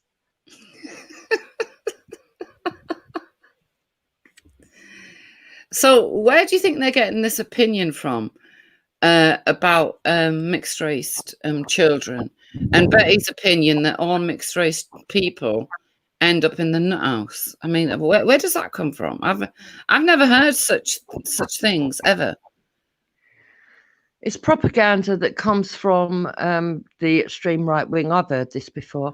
I heard this on one of Ralph's channels. There was stuff that was brought up, but actually Ralph, to his betterment, and I must say this, explain to them that actually it's not true. Mixed race children, that they can go two ways. They become, normally they're born and they become very brighter, then they revert back to the mean of the parents. But normally they're born that they're more intelligent than both parents, and then they revert back to the mean, or they carry on reproducing at a higher IQ. There is none of this fucking shit of them being low IQ. It's bollocks. But there is quite a few that have mental illness, and you've only got to go and look at people like Gold, who is quite disturbed about his position in society. But I would say that's more down to people like Nynefa and the way that they treat them than down to... Because they don't seem to be... I once heard a comment from a friend of mine. He was coming out of a pub and we were walking by, and my other friend was on about his son was, his son was about 15 and was like getting into mischief, yeah. And this guy that came out the pub said to my friend, "That's the white side of him." And I went, "What?" See what I mean? He was a mixed race kid, the 15-year-old, and this guy come out and said, "Oh, that's his white side. That's why he's getting into trouble." Well, what do you expect? There's not a lot of self-responsibility that comes from Black British community. And I say Black British because I'm not talking about people that have emigrated in. No, but to someone like me, Jupiter, that's a shock. Do you know what I mean? To even hear it, it's shocking because I didn't realise people thought like that. Listen, there is as many racists on the black side as there are on the white side. I'm not going to say that there's no white racists when there quite clearly is. In the extreme it is. There's supremacists, and these people are exactly the same. And that's why they don't like me, because I tell them what they are. You're black nationalists, you're supremacists. Don't fucking try kidding it and dressing it up to me. You know, they want to go around calling people white slags. Then they're black slags. Simple as that. You can't give it out if you can't take it back. Don't fucking give it out and then cry victim. No, I don't play all them games. I'm an equal opportunities person. So if you want the opportunity to slag off and insult, then have the opportunity of receiving the fucking slagging off and the insult. Sorry. I just don't know where it came from, because it's not like you've been talking about them or I've been talking about them. Nothing's been said. And yet today, boom, you know, back again with the Jupiter, Wendy, and your children. And it was not with me. I found when I was listening to it, it was their opinion on mixed race kids that really angered me the most. Because how can I put it to you, Jupiter? It like put mixed race people, if you like, in a nowhere zone with that conversation they were having. See what I mean? The reason they do this, I'm going to explain the reason why they do this, right? Because not all blacks, by the way, there's a hell of a lot of very well-educated black people that are integrated into British society. There's even African blacks, if you go to Africa, that are well-educated, working within their society, that you could are perfectly reasonable, sane people. However, there is a group of black people that have got the mindset where they're enslaved and they've got the chip on their shoulder and they believe that everything that's gone wrong in their life is down to their skin colour and the fact that they've got dark skin. Now, that's not to say that there is not some occasions when they face racism. They may well have. But if they look for racism to be the answer to the downfall and the problems in every aspect of their life, they're lying. That's number one. Number two, when the mixed race kids come along, their skin is lighter than theirs, and because they have a chip on their shoulder, they are as racist to the mixed race kids as they are to white women or white men. That's the bottom line. It's the truth. Right. You rest it up as much as they like. That's what the truth of it is. Now that makes sense. Yeah. The way you've just put it makes sense. Because it just baffled me when I was listening to them going on and on about mixed race children. And apparently, they don't do as good in schools. I thought, well, I haven't heard that. That they're not this, they're not that. They hate one parent, love another parent. But they wouldn't know because not many of them are in a two-parent household for them to judge. So they wouldn't know. They wouldn't know. This is what pisses me off, right? These particular women, not all black women, these particular women, I have to keep saying this because you're going to have people saying that I'm saying that it's all black women and it quite categorically is not. No. These particular women that are talking on that panel, have got issues of their own that they need dealing with. Okay? They're projecting their problems onto other people as if it's other people's problems when it's not. It's their problem. Okay? It's their inferiority complexes. It's their chip on the shoulders. And it's their failures. Nobody else's. And until they take some self-responsibility and look inside themselves and be a bit more honest, they're not going to progress further. Their minds will stay stalled in that position. Any children that they have will be brought up to have the same mindset. Those that have the sons will drag their sons backwards, and those that have the daughters will produce another load of daughters that feel as inferior as they do. But then they will project it and say that it's the white people making their daughters feel ugly, when actually it's themselves that feel ugly and they've projected it onto their own daughters. Right. Okay. Because your daughter's hair was mentioned for some strange reason, which I couldn't. I've spent most of the day trying to figure out why. Because they're racist. They're probably jealous that she's got long hair. What was the comment? That I can't look after her hair or something? No, apparently you said on some stream, being a mum, you would that your daughter's got nice long hair. She has. Well, she's got beautiful hair. Yeah, but you're not allowed to say that, Jupiter. Why can't I tell my daughter she's beautiful? Isn't that what? Of course you can. What their message is, that you're supposed to tell your children that they're beautiful. Isn't that what their message is? So they don't want me to tell my white daughter she's beautiful, and they don't want me to tell my mixed race daughter she's beautiful. And if I do get a black granddaughter in the future, I shouldn't tell that child it's beautiful either. Well, I'm sorry to disappoint people. If I think they're beautiful, I will tell them they're beautiful. And even if I thought they were ugly, I would tell them they're beautiful because they're mine. They would be my grandchildren and my children. I believe in positive parenting.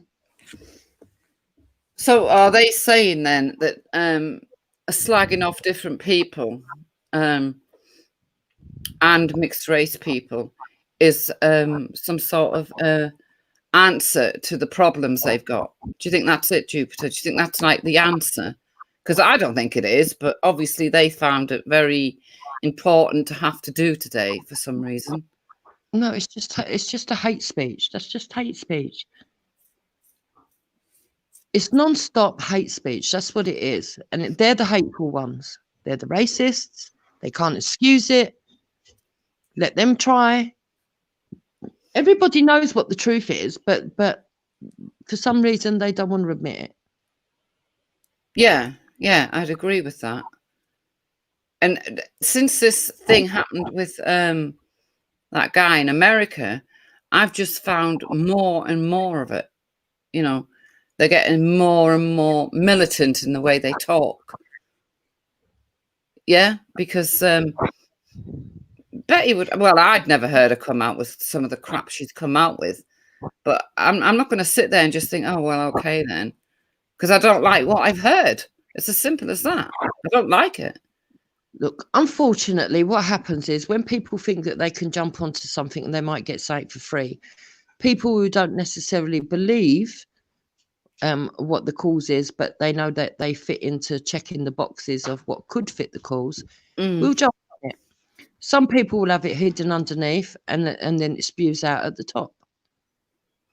You know, and that's the truth of the matter. Right. So did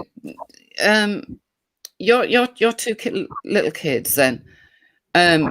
They don't feel like they don't fit in, do they? They know who they are. They're proud of who they are. Yeah.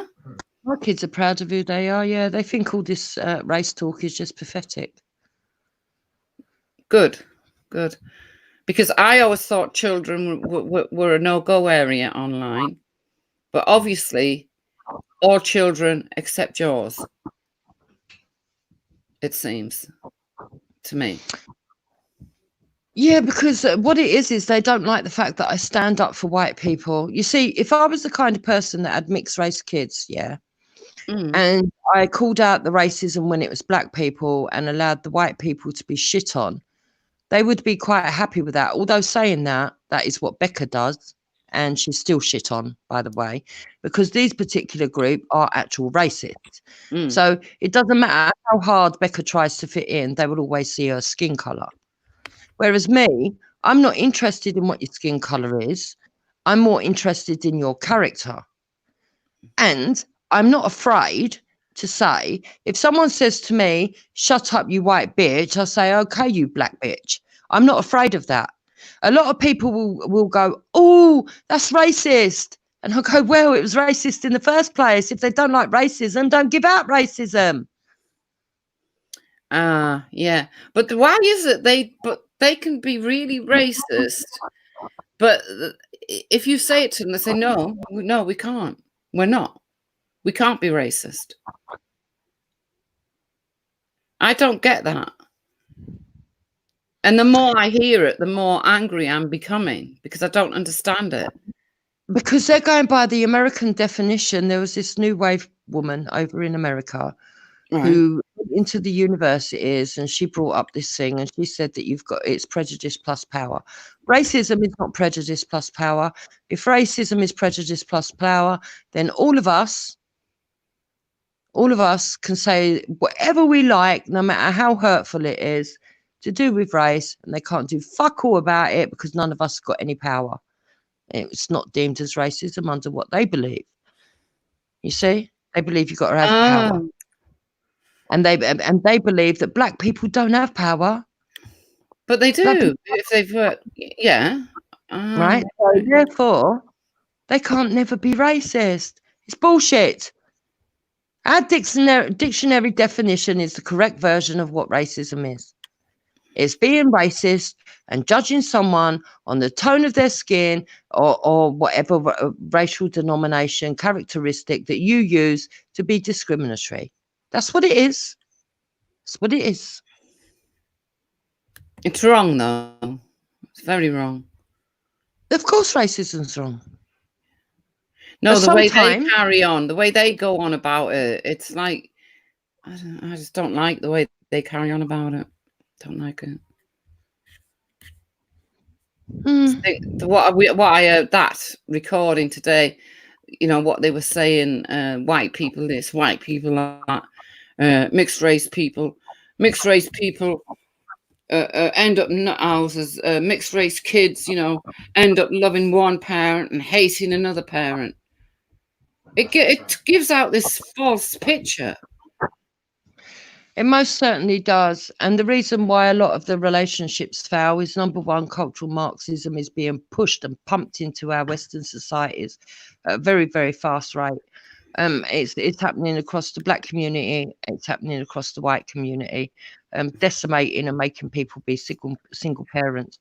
But on top of that, people that are in interracial relationships have added pressures because they do have racism from the both sides of the racial divide, whatever that be. It doesn't even have to be black and white. And you will get it also on the religious divide as well. If I'm truthful, you can get it with religious divide. Raj was actually talking about a lot of that today. So yeah.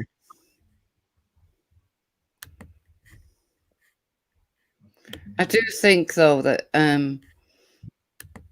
some of it has to be toned down because is that not the real Raj?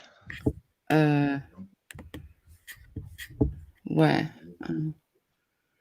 Yeah, but Raj might like 9 Ether. I think he probably would like 9 Ether. Oh, that's not how he has his channel name written. Okay. Okay. Raj Speakers Corner. Oh, Amy's turned back up then. Yeah. Who gives a shit? She wants attention. Don't give it to her. Been missing for a while. Missing in action. They haven't got no channel to go on and trial, have they?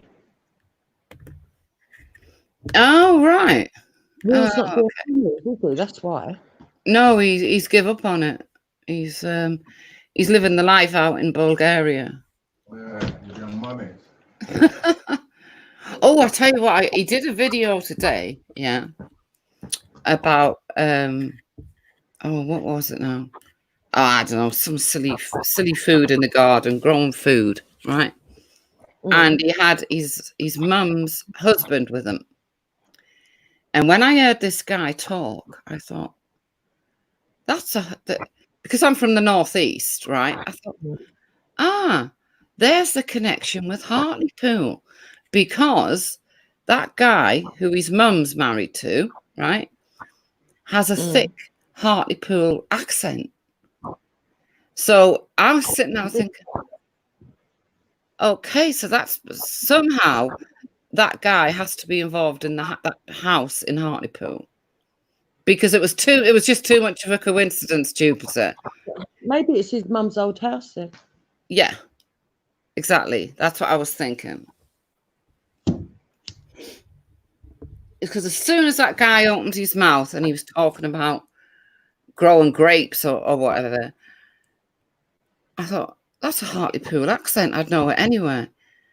And then I put like the two together, because it never made sense why someone from London would choose to move all the way to Hartlepool. It just didn't add up to me. But now it does. I don't know. Yeah. I do think it's cheaper to live outside London, but me personally, I've got a family that have moved out of London. I would never move out of London. I like the buzz of London too much. I can't cope with the shop shutting at 8 o'clock and all that business. I don't Who told you the shop shut at 8 o'clock? Oh, if you go, no, I'm talking about if you go deep down into Kent and that, they do. Yeah, you get village shops that shut at 8 and 9, and I get it. Yeah. No, Dave, nobody seems to know where Maggie is. It's a bit of a mystery. Bit of a mystery going on there. She's certainly not with him. But yeah, but he's not bothering anymore. I think I said last night, yeah, he's definitely not bothering anymore with any more streams. It's not worth his time. You know, and apparently the other night he had, He will. But apparently the other night he had 13 people on the panel and only 17 people viewing. And I when I heard him moaning, you know, when he does that big, long, you know, I'm going to have a whinge, I thought, yeah, but whose fault is that? That is your fault. That is your doing. You did that. Yeah. That didn't happen by... What he's trying to do is blame Velly. Oh, you know, let them all go over and have fun on Vellies. Let them all go over and do this on Vellies. And I'm thinking, no, you were the master of your own downfall. You did it. Don't be blaming Velly and his channel. No, it's not Velly's fault. If Velly is smart, which I think he is at the moment, his channel will survive. If he wants to blame anyone, he should blame himself for listening to other people, not doing what he wanted to do, not having a clear direction for himself, and kept chopping and changing. Number one.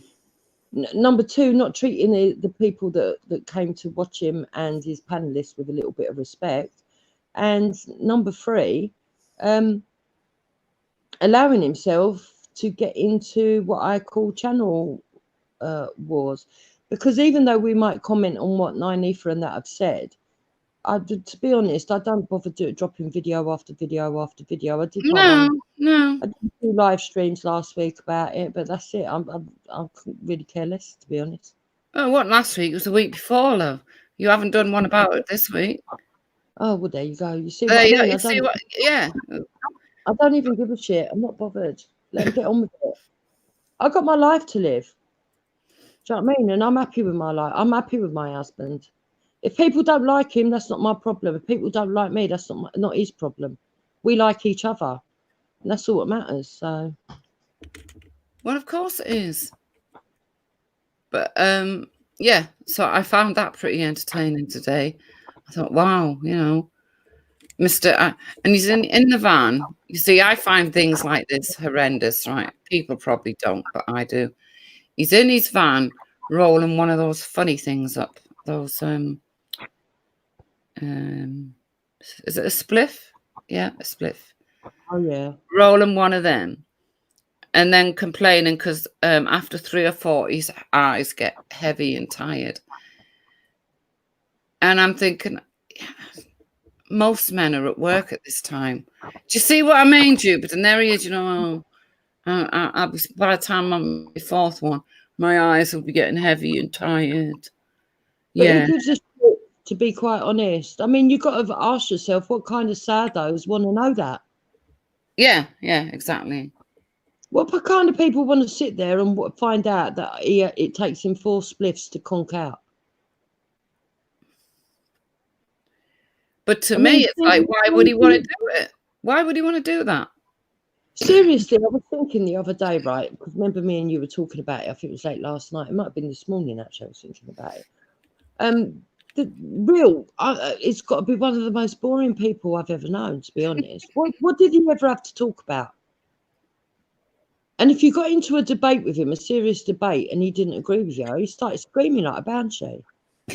Yeah, he'd really go off on one, didn't he? He could never... He'd chuck you off or throw you out. Yeah, he could never concede. And he could never meet in the middle about anything.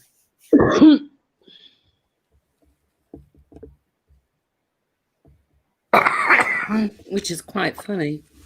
Yeah, Dave said that I think every time the old regulars went on, they were purposely trolling them to get them off, and it sunk his channel. Of course it did.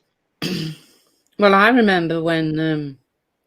I mean, Esau was even less enthralling than fucking real. Let's be honest about it. He was on here earlier in the chat saying, I'm going to get it, me. And I thought, yeah, whatever. Well, what are you going to get? Don't know, love, but apparently I'm going to get it.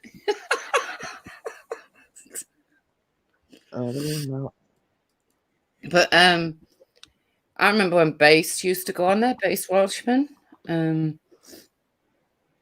Because I like based Welshman. He's all right. Yeah, I like based. He's harmless. He's quite nice. And so many other people.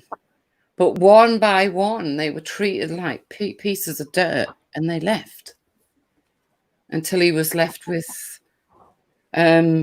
Shell. And it was funny the other day. I was listening to England, yeah. Oh yeah. And he'd only made this stream so he could moan about Shell and Cam being admin. Oh, did he? Yeah, Shell and Cam being admin on Real's channel. Well, they've got well and truly exposed for what they are, because they went around telling people who they should be loyal to and all this shit and clipping things. And I mean, last night Cam turned up and said on the air, didn't she? I've never done a video of you, you liar. No, Shell has. Used to be there going, Shell, get that. But anyway, I found it quite funny that those two ended up being the last two there. Do you remember when they did the stand up, the two of them, going on about you, going on about me, going on about Dave, going on about fucking Chartel? It was like they were talking about everyone else being 24 hours on the channel and not getting on with their life, and they were watching everybody. Well, they get on there. Well, until he stopped his. He's going to be. You know what you do sometimes when you like just do the YouTube thing. You don't have time listening. He's going to be doing a lot of that. So the last time I heard Shell and Cam was Monday, when they were like, with him, driving to bloody Bulgaria or whatever. What, they were with him? No, not with him. I mean, like, he had a panel. He had a bloody panel while he's driving to Bulgaria. I mean, really, come on. And the only two that were on there were Shell and Cam. And after about 30 minutes, they didn't know what to say because there was no one else on there. Yeah, well, because they had no one to talk about. They just like to talk about people.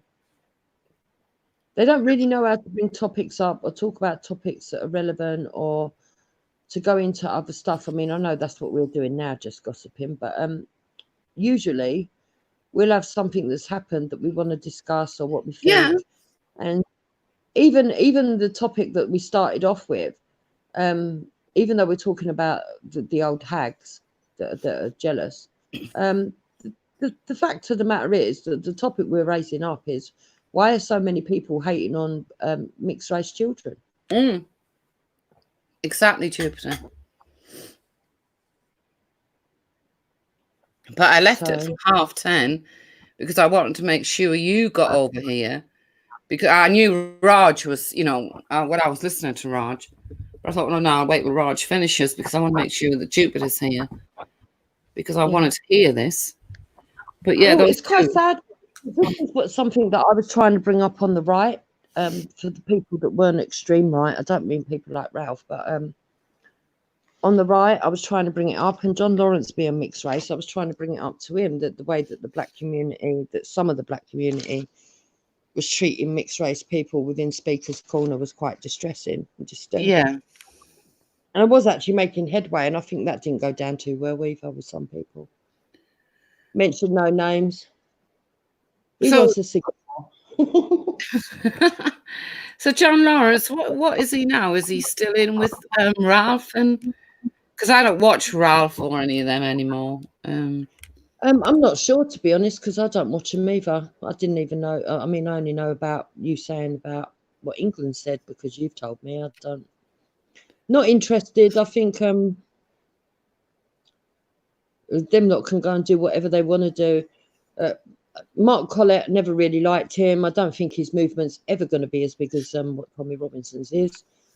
People can talk Tommy Robinson down as much as they like. He's actually got a massive following. If anybody goes over to Parlour, they know that for themselves how many thousands are still following him. Did you see that interview with that Jake individual? No, I didn't watch it. Why, was it good? No, I'd say maybe he was nervous. I don't know, but the Jake, the guy Jake who did it. Yeah. He didn't really have a lot to say. He kept saying to Tommy, I don't know, you tell me, you know better than me. I think it was more nerves when I think about it, you know, coming across. Yeah. But his life's been completely ruined by flying that banner. Yeah. I would imagine. You see, what's happened on the stream, I don't know where that fella stands, whether he's at stream or whether he's middle of the road or what he is. But I do know that there are certain people on the extremities of the right that have encouraged the youngsters to do a lot of what they call groypering and do a lot of this stuff without making them understand the implications of what could happen to them. Because do you know what? If Tommy Robinson was saying, oh right, so there's the press have found this out about you and that out about you, right? And the guy's only 24. Yeah. And they went back 10 years and found out that this guy at 10 years ago, so that would have made him 14, said the word spear chucker. Wow. Yeah, that's what I thought. Is it true? Yeah, the guy, the lad said, what did he say? Yeah, I was 14. I've changed a lot since then. So it must have been on some social media. Yeah, but most 14-year-olds don't talk shit like that. It's very strange. It's a strange interview. This is what I'm saying. Maybe, I don't know, could just be me, but I don't know. He said a lot of direct questions that were asked. Yeah. The answers that were given. Look at Prince Harry. He was in a Nazi uniform. Yeah, he dressed up as bloody Hitler. And he met the mixed race girl. So, but I'm just saying, I found the interview strange, to be honest. Tommy felt he was drowning because there wasn't a lot coming from this guy at all. There was a lot of, I don't know, you tell me, you know better than me. In response to what kind of question? So what do you expect for your future? I don't know. You tell me. You know better than me. Well, hang on. I got my phone's pretty good mic. Let me just.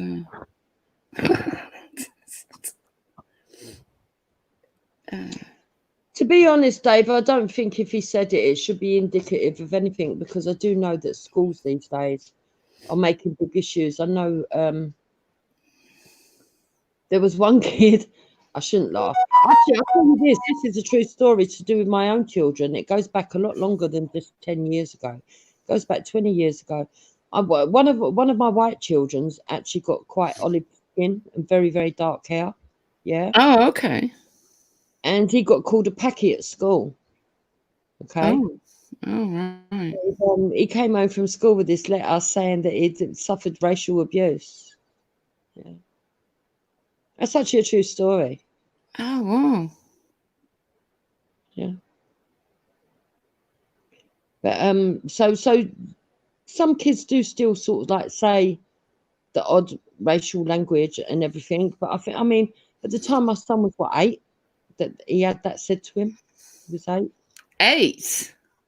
Yeah, at 8. Oh, that was at primary school. So I mean, that was years and years and years ago. I mean, I do think things have moved on sort of like since then. So like, I'll play this. Hopefully, yeah, you'll be able to hear it.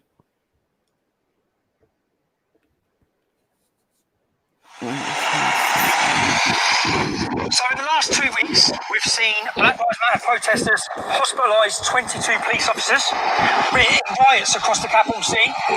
We've seen a terrorist attack, where a refugee has murdered 3 people, injuring another 3. We've seen an attack in Glasgow by another refugee, stabbing multiple people. But nothing has caused such a backlash or such a topical discussion point as this.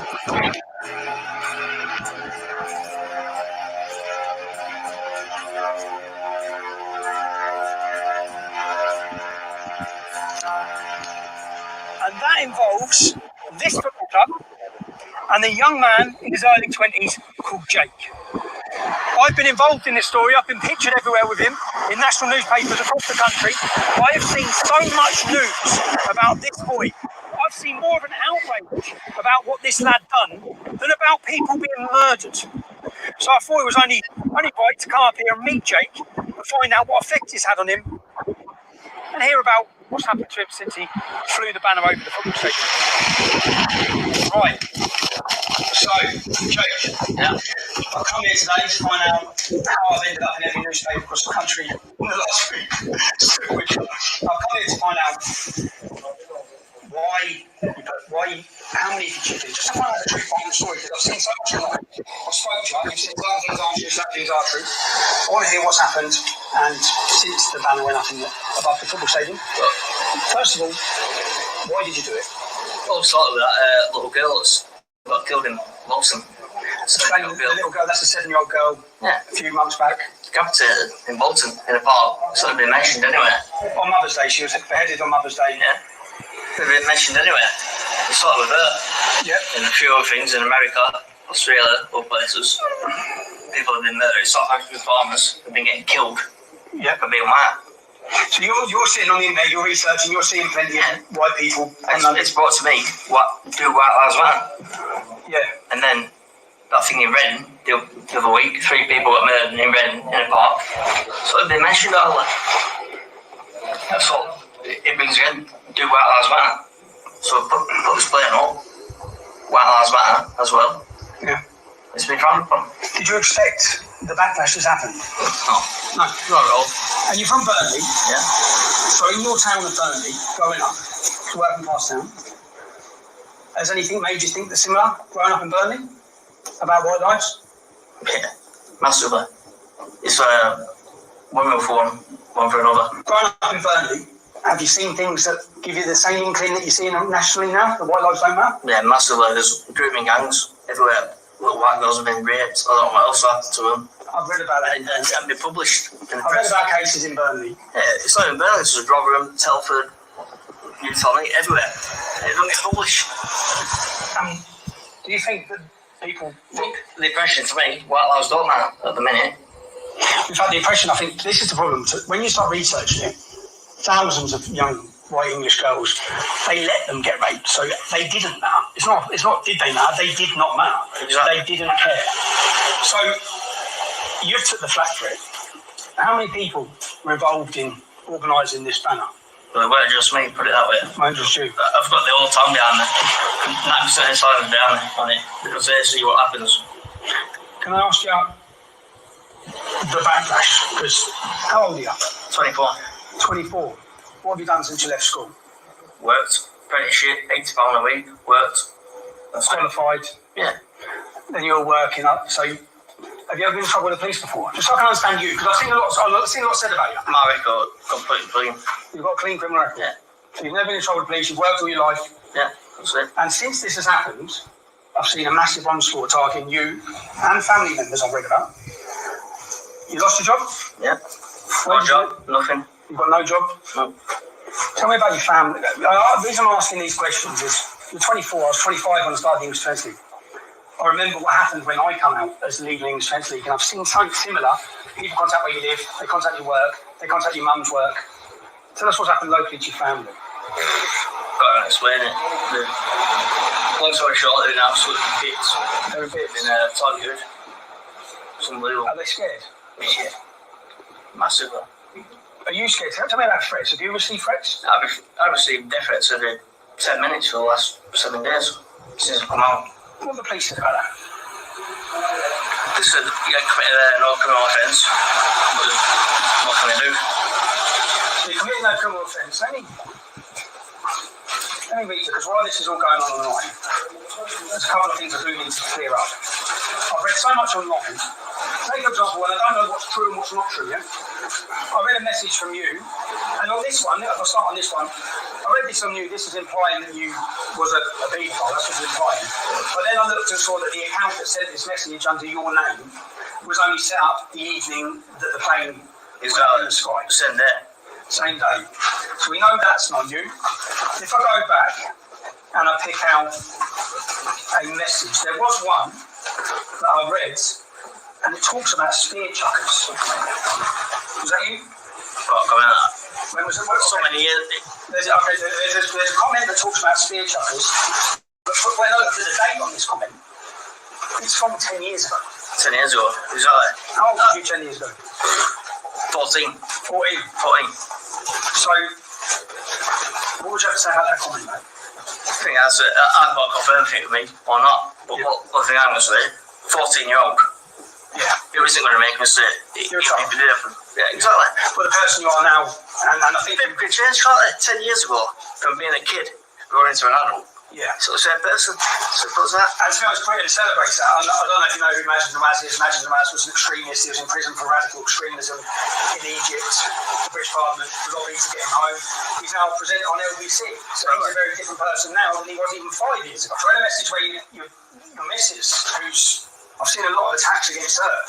How's she been? I can tell you.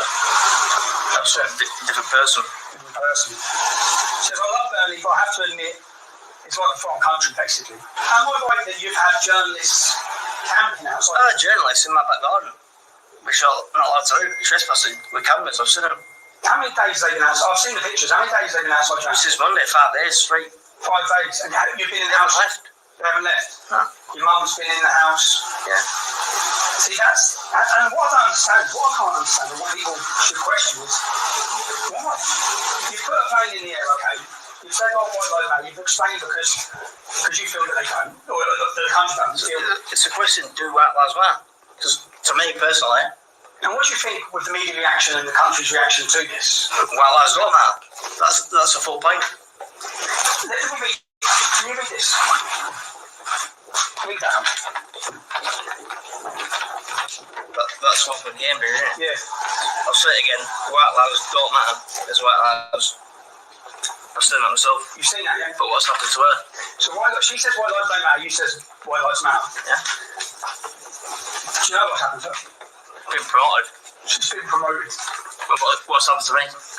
You've lost it. How do you feel about that? What do you think that says? Complete liberty, innit? That's one word I can describe it. Liberty. Simple as that. Abolish whiteness. That's what she said. Abolish whiteness. But like, if you put a sign up saying black lives don't now, I don't understand the uproar. Totally. It's nothing to do with black lives matter. It's saying, it's asking the question, do white lives matter? So that's the purpose you've done it, which is to say, because you've seen so many atrocities. What's happened, every time a white person gets murdered in our country, it don't get mentioned. So it's brought to me, do white lives matter? Simple as that. If I ask you now, with what's happened, you're 24 years old, you've done an apprenticeship. How long was your apprenticeship? 2 years. And 2 years, you've trained, you've qualified, you've worked hard. Yeah. What do you see the future now, presently for you? You told me, you know more than me. I'm not going to get employed, am I? Put my name on the internet now, from the media, it comes up. Well, you tell me when it comes up. Comes up what? Racist, extremist? Yeah, racist, extremist, Nazi. What do you think of that? You've been called a Nazi? Disgrace, innit? I can't think of one word to describe it. So, do you see a future for yourself, Vic? Do you see what you're going to do for it? You told me, you know more than me. The hip hop, yeah. Is what it is. What's your missus going to do for it? There you go. When you say, because you've been named everywhere, you've ended up on the front page of every paper with your name, your address everywhere, yeah, where you live. Did you see the black female who set fire to the Union flag on the centre? Did you watch all this? I've heard of it, but it hasn't sent me reported. No, they've reported 20-year-old. Her name hasn't come out. It hasn't come out. She's lost her job. So what I want to ask the question of is, why would journalists come outside your house for 5 days? Yeah, when you no time. You just put a banner up, you're asking the question about white lives. But the lady who set fire to the Union flag on the centre, all the people who spray painted everywhere, they've not been named anywhere. The thing is, the police come out to my house and said, you haven't committed any crime. Nothing. So they even said, like, what's happening? Compare it. They they haven't committed a crime. They've committed a crime, yeah. They haven't lost their job. So it hasn't committed on me. I ain't committed a crime. It's been confirmed with the police, and they haven't. So let me see it. Trial by public opinion. That's what you're facing. Trial by public opinion. But is it public opinion? That's the other thing I want to ask you. You said the majority of the town support you. Yeah. I've followed, I don't know if you've followed, Burnley Football Club put out their statement saying that they'll ban you for life. Yeah, sounds I've seen that, yeah. And the Burnley footballers condemned you. What did you think of what they said? They said it was disgusting. What did that make you think? Me thought it was disgusting, to be honest. But I'm guessing, I've seen Burnley Football Club shirts here. Yeah. You've got a Burnley tattoo. Yeah. Do you love going to watch football in Burnley? Well, I did do until I've done this. And what do you think of their reaction? Disgrace, isn't it? What do you think of the fact, if I ask you about, you flew it over at a time when Burnley Football Club were wearing Black Lives Matter on the back of their tops? What do you think of them wearing Black Lives Matter on the back of their t-shirt? Every time you put the telly on, it comes up Black Lives Matter. They've got the armbands on Black Lives Matter. So I thought, the White Lives Matter. And then this is what happens to black people. They've got no press coverage at all. So it's made me think even more, do White Lives Matter? Until they don't. I think it's exposed. Well, it's definitely done. I always say I go down the all lives matter. You were asking the question specifically about white lives, but it's definitely exposed the media, and it's exposed the elite, and it's exposed a total attack. And what it's exposed as well is every comment TalkSport come out and hammer you, yeah? But 90% of the comments underneath were totally supportive of you. Yeah, but they don't publish that, though, right? No, but the public, they don't. The media won't publish it. No. That's what I mean. Yeah, so also he's trying to raise money for this guy, Jupiter. Yeah, I see that. Dave did say what it was. You need to sort of say what it is, the link for that, where people can do it. It's not a Tommy link, if you know what I mean. So people needn't start thinking it's that, because it's not. It's let me see.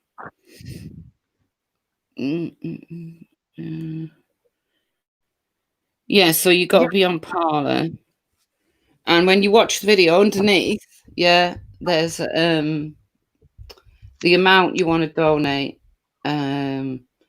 information, payment, currency, donation amount, how much you're gonna please choose how much you would like to donate, and then you follow on next, but it doesn't say. I don't know. It's called supportjake.co.uk. It's on Twitter. Yeah. All right. Well, so what do you reckon then? Right. Quite a few things. Firstly, there's double standards going on in society today. Just like I've pointed out with these lot that are going on about mixed race people that happen to be, by the way, people of colour. That they don't want to include them in the victimhood. What they seem to understand is, right, for me, I want to move off the issue of colour. I think that this country doesn't really have a problem with colour. It has a problem with class. Okay. However, we do have some far right extremists of all denominations that do separate on race. They're separatists and they separate on race. Now, what's gone wrong with our country is this. We seem to have fell for this American narrative, and it is being pushed by the Marxism, and it's coming through from America, that only black people can suffer any form of discrimination, which is not true. Okay? It's not true. Unfortunately, Black Lives Matter have not only managed to swindle the black people into believing that they're victims and to use them, they've also managed to fucking swindle the fucking government into believing that everyone's got to bow down to them, right? I, for one, whether people like it or not, will never take the fucking knee. I don't care who that insults. I don't care what people feel from that. I am not taking the knee because I just think submission for anybody, trying to bow down to anybody, just means that it's not equality you're looking for, right? That's number one. Yeah. Number two, this bloke. I personally, I don't agree with White Lives Matter or Black Lives Matter, right? Because I don't think it's very unifying. I prefer all lives matter. That's my personal opinion. However, because Black Lives Matter have been allowed to market themselves as a charity, nobody should be offended if there's one equal called White Lives Matter. No one should be offended. Thirdly, Tommy made a very good point in that video that this gentleman, his name's been called out, he's been put all over the place for just flying this stuff. But someone who's burned the flag, or somebody else that's scrawled on the cenotaph, their names have not really been put out there. No, or addresses or anything else. No. Right. And it's never, there's not been the same amount of furor, which is disgusting. Right? It is disgusting. Number 4. And besides, what has this Drake actually done? He's not broke the law. He didn't break no. He didn't break the law. But anything that he done, he didn't break the law. And people need to remember that. So there's no reason for him to lose his job. If he's going to lose his job, then black racists against white people with anti-white agendas need to start losing their fucking jobs. That's not a road I want to go down, because I don't really want to see working class people, black or white, losing their jobs all over the place just because they've said something somebody else don't like. It's pathetic. I know. Right? It's pathetic. And it also closes down free speech. Yeah? Right, now I'm going to give a little example. I'm going to divert and come back because I always do. We've got this situation with this Khan fella that we've got in Speaker's Corner, yeah? Oh, yeah. And he said that if he was in a car and there was a group of young white girls underage in trouble, he wouldn't stop to help because he's not. Oh, yeah, that's right, yeah. A white person, right? Now, that is racist. That is a racist statement. Don't get me wrong. But if we have got a class of people in this country that feel that they can't stop to help children of any colour, then something's gone wrong in society. Okay? Yeah, I agree. Right? Something has gone really wrong. And if we don't have free speech, we would never have known that some people actually feel like that. And that's why I say that we should have free speech. And that's why when people talk openly like this about race and race relations and stuff, it shouldn't always be shut down. However, when he goes on to add comments that are detrimental, that's what should be told. No, that's fucking racist. It's disgusting. I don't agree with that. But the first comment should have led on into a more in-depth discussion to find out how we can resolve the problems, because everybody should be looking out for everybody's children, regardless of colour. You understand what I'm saying? Yeah, I do. Yeah. Silencing people and saying that they can't say what they really feel is not going to solve the problems, which is why I'm all for free speech and communication, not hate speech. It's hard, because you have to educate some people the difference between free speech and hate speech. That's where that's where it becomes a problem. But flying a banner that says white lives matter is not hate speech. But that young lad kept saying the banner said, "Do white lives matter?" So unless we couldn't see the word "do," I don't know. Okay. Well, yeah. If he actually put "Do white lives matter," I would actually say that that's more apt. Yeah, because, and he said it more than once, and Tommy didn't say, "Oh, no, he didn't. It said white lives matter." No, the young lad said it said, "Do white lives matter?" Now, I think that's a valid question, and the reason that I think it's a valid question is because when we search to address what I would say is minimal racism in this country, and the reason I say minimal is because there is no other place in the world for better race relations, I would say, than Britain.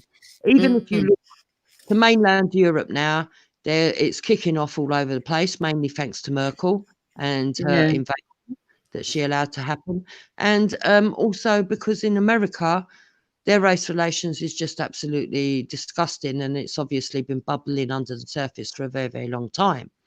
Now, In Britain, I wouldn't say we're anywhere near any of those countries. We're much better than that, and we're much more forward thinking than that. However, I'm not going to go as far as to say there's no racism in this country, because there quite clearly is, against all denominations. And when I say all denominations, I mean all denominations. And therefore, we do need to sort of like try and balance that up. But if we're only going to deal with one set of victims, we're not being true to ourselves, and we're not being fair to the community.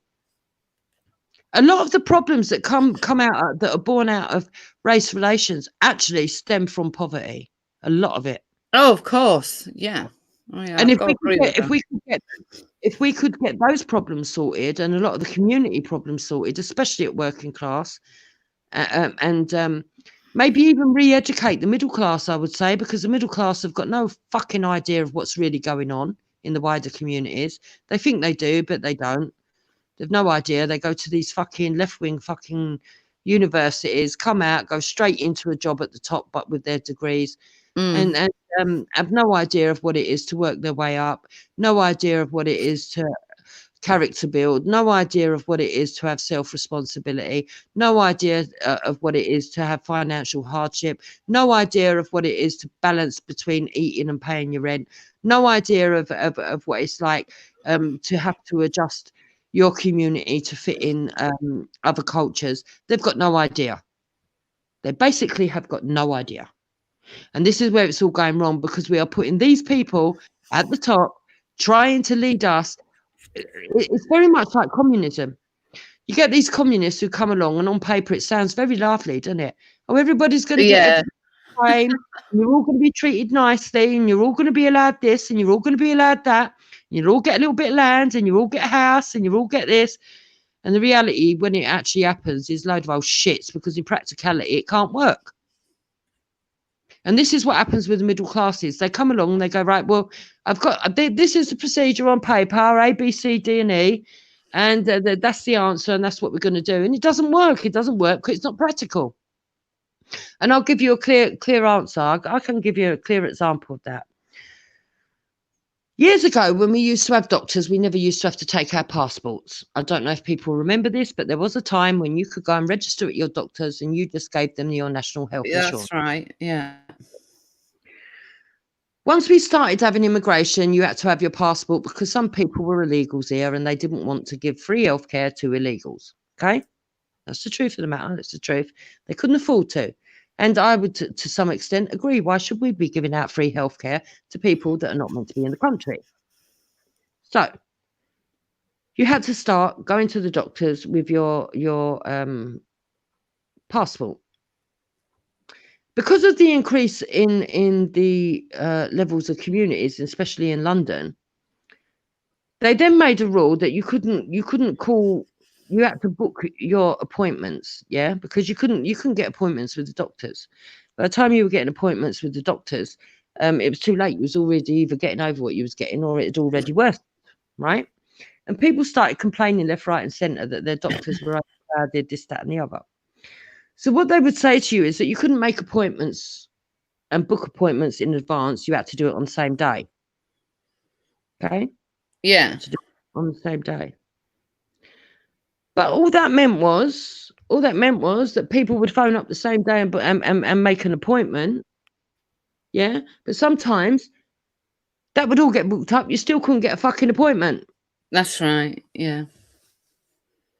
Because people would just phone up really early in the morning and fill up all the day. And by 10 o'clock, you could go downhill. You didn't get an appointment. They stopped all the call outs for doctors. So their answer to it that they thought was working really well didn't actually answer fuck all. No, it didn't. I have to agree with that one. The GP service is terrible. Yeah. So then what they did was they said, right, well, what we'll have is we'll have non-emergency call centres. So they had these non-emergency call centres, but the people that were working in the non-emergency call centres didn't always have medical training. No, they just had a tick list. Tick the box list. Ask your questions. That didn't work either. And the list goes on, and you will find that all these middle class people come up with these middle class ideas rather than going and actually understanding in the communities what the problem is and sorting it out. And this is what I'm talking about. And this is why, if they started off looking at the communities and what's affecting the communities across the board, we would start seeing a lot of the problems resolved. You'd start seeing people stop pointing at each community and saying it's your fault, no, it's your fault, no, it's Yeah. your fault, no, it's your fault. And it would alleviate a lot of things. Plus, the truth of the matter is, whether people like it or not, immigration does need to be looked at. Yeah, it does. Yeah. And if It we're does, now going to yeah. take 3 million from Hong Kong over so many years, well, we need to be asking our politicians, so what are you preparing? What have you done in preparation for it? Well, yeah, they can't just like open the floodgates like Merkel did. There's going to have to be proper, maybe, I don't know, housing estates built for these people. You know, they're actually going to have to put money into it, Jupiter. Instead of, you know. Sometimes they have to think outside the box.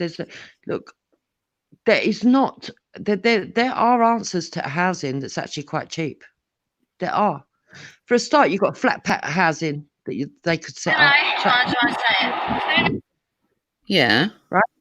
You've got flat pack housing.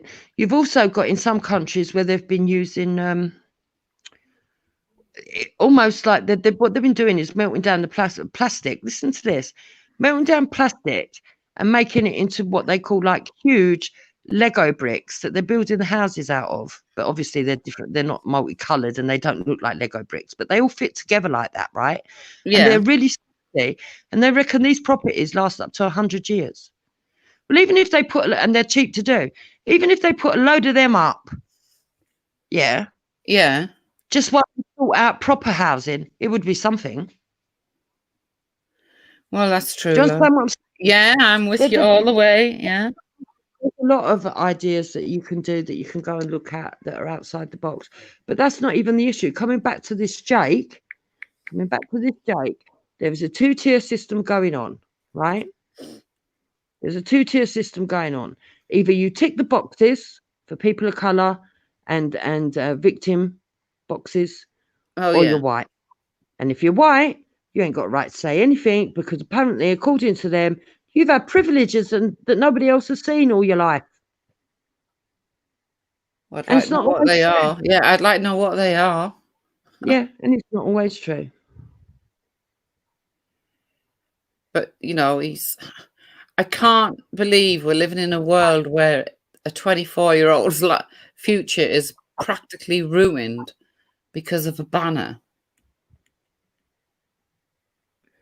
Well, I can, but what I don't think anyone's life should be ruined over something that they've said. No. Well, you got to look at, right? This is what annoys me, right? We have got a system in this country.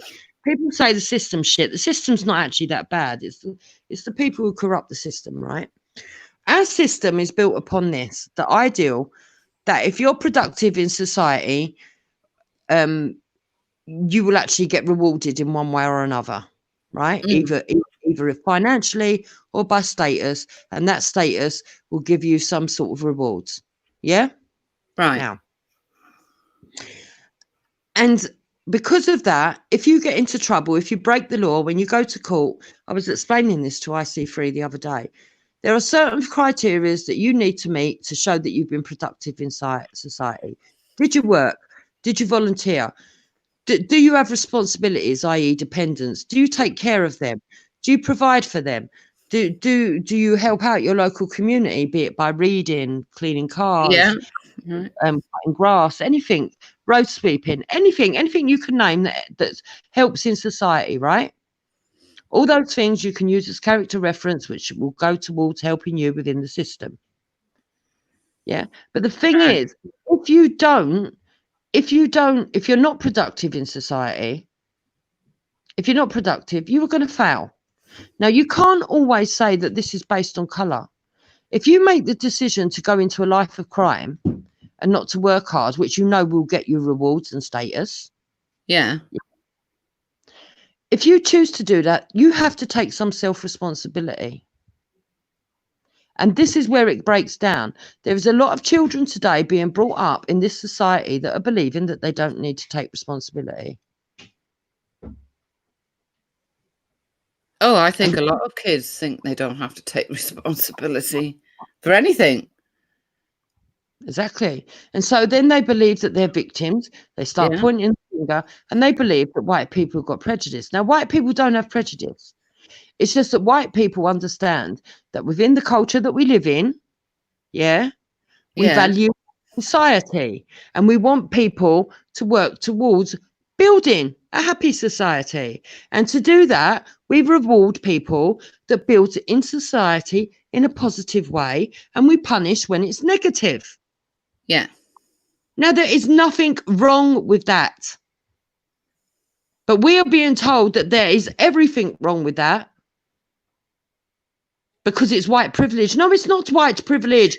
People that are born here that have got a different skin colour can get just as much status, as just as much opportunity and just as much chances as anybody else.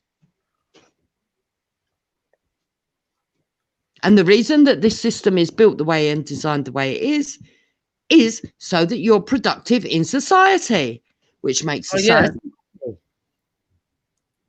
Well, that's the whole point, isn't it? To be productive. Of course it is. But you see, they try and make it look like, oh, it's all about keeping one group down and the other group up. No, it's nothing to do with that. It's to make everybody interact and work within society to produce something that the whole society can enjoy.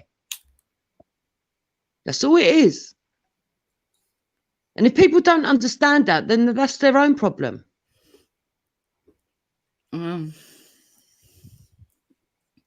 Just seems to me that the society we're building, for the future, it's not a good one. It's going to be, I mean, people are going to be afraid to open their mouths and say anything. Yeah, but that's why we have to fight back, and that's why we have to speak out, and that's why we have to, those people that should talk the truth. I mean, look, nobody's going to convince me, right, that somebody who turns around and says, if you're diluting the blood, the bloodline, and you're race mixing, and the children are going to turn out to be mentally imbalanced, and this yada. Sit there in the same breath and go, but the thing is, white people are oppressing us because they're telling us we're ugly. Oh, poor you. Poor you. But it's all right for you to tell another group that they're fucking mental because they're mixed race. Yeah? Yeah. Poor you. So it's all right for you to tell people that you think they're less than you because their blood is mixed, yeah? No, it don't work like that with me in my book. I will call it out, whether it's a white person saying it or a black person saying it or a mixed race person saying it. Chinese person saying it, fucking Danish person saying it, some fucking French cunt saying it, or an English person saying it. Whoever says it, whoever wants to promote ideologies that are separatist, I will say you're a separatist. As simple as that. I'm not going to tell you that you can't speak in racialized language, because I believe in free speech, and I believe if people can't be open and honest, we can never get any problems resolved. But if you're insulting on purpose by race, then you're being racist. And this is why people don't understand me, because they say, oh, but Jupiter, you admit you've spoken racialized language. Yes, I have. But show me where I've actually gone out my way to call someone a racial insult. You haven't. No, you haven't. And until people begin to understand and start to work out what they're fucking doing, don't come to my door telling me I'm a racist when you're out there saying that mixed race kid over there is fucked up in the head because he's mixed race. No, love, that makes you a racist. Yeah, exactly. I mean, I wonder how many mixed race people have been on these marches and everything. Do you see what I mean? And yet you've got people like the individuals we heard earlier claiming that they're like, I don't know, some sort of subhuman human being. It's a ridiculous statement to make, and it's a hateful statement to make as well. Well, this is why I say to people, look, don't go on skin colour, go on mindset, right? Yeah. And I get a lot of stick off of people like Elron who come up and say, oh, yeah, this is a weak Sivnat position. No, it's not weak. It's actually a very, very strong position because there's many more of us than there are them. Yeah, number one. Number two, in a Sivnat position, we don't care what colour your skin is, as long as you're happy living here, you want to build the society, you want to be fair to everybody, and you don't want us to be a separatist. That doesn't mean I'm forcing you as a white person to sleep with black people like Wee Man thought it meant. No, I don't mean that. And it doesn't mean as a black person you have to be married to a white person. No, I don't mean that. No one's going to that level of fucking thing on you. No, no, no, no, no, no. You've got your own right to choose who you want to be with within our society. But your family needs to contribute as much to this country and stand by everybody else in this country as the next family, regardless of colour. That's all we're asking for. If you're going to say, oh, my family's better because it's black and I hate white people because I think they've got white privilege, you're a hater. Yeah. If you're a white person and you say, my family's better and I hate you simply because you're black, you're a hater. That's right. Yeah, I agree with that. And if you're one of them groups and you're saying, I can't stand mixed race kids because they're not white and they're not black, you're a fucking hater. Yeah.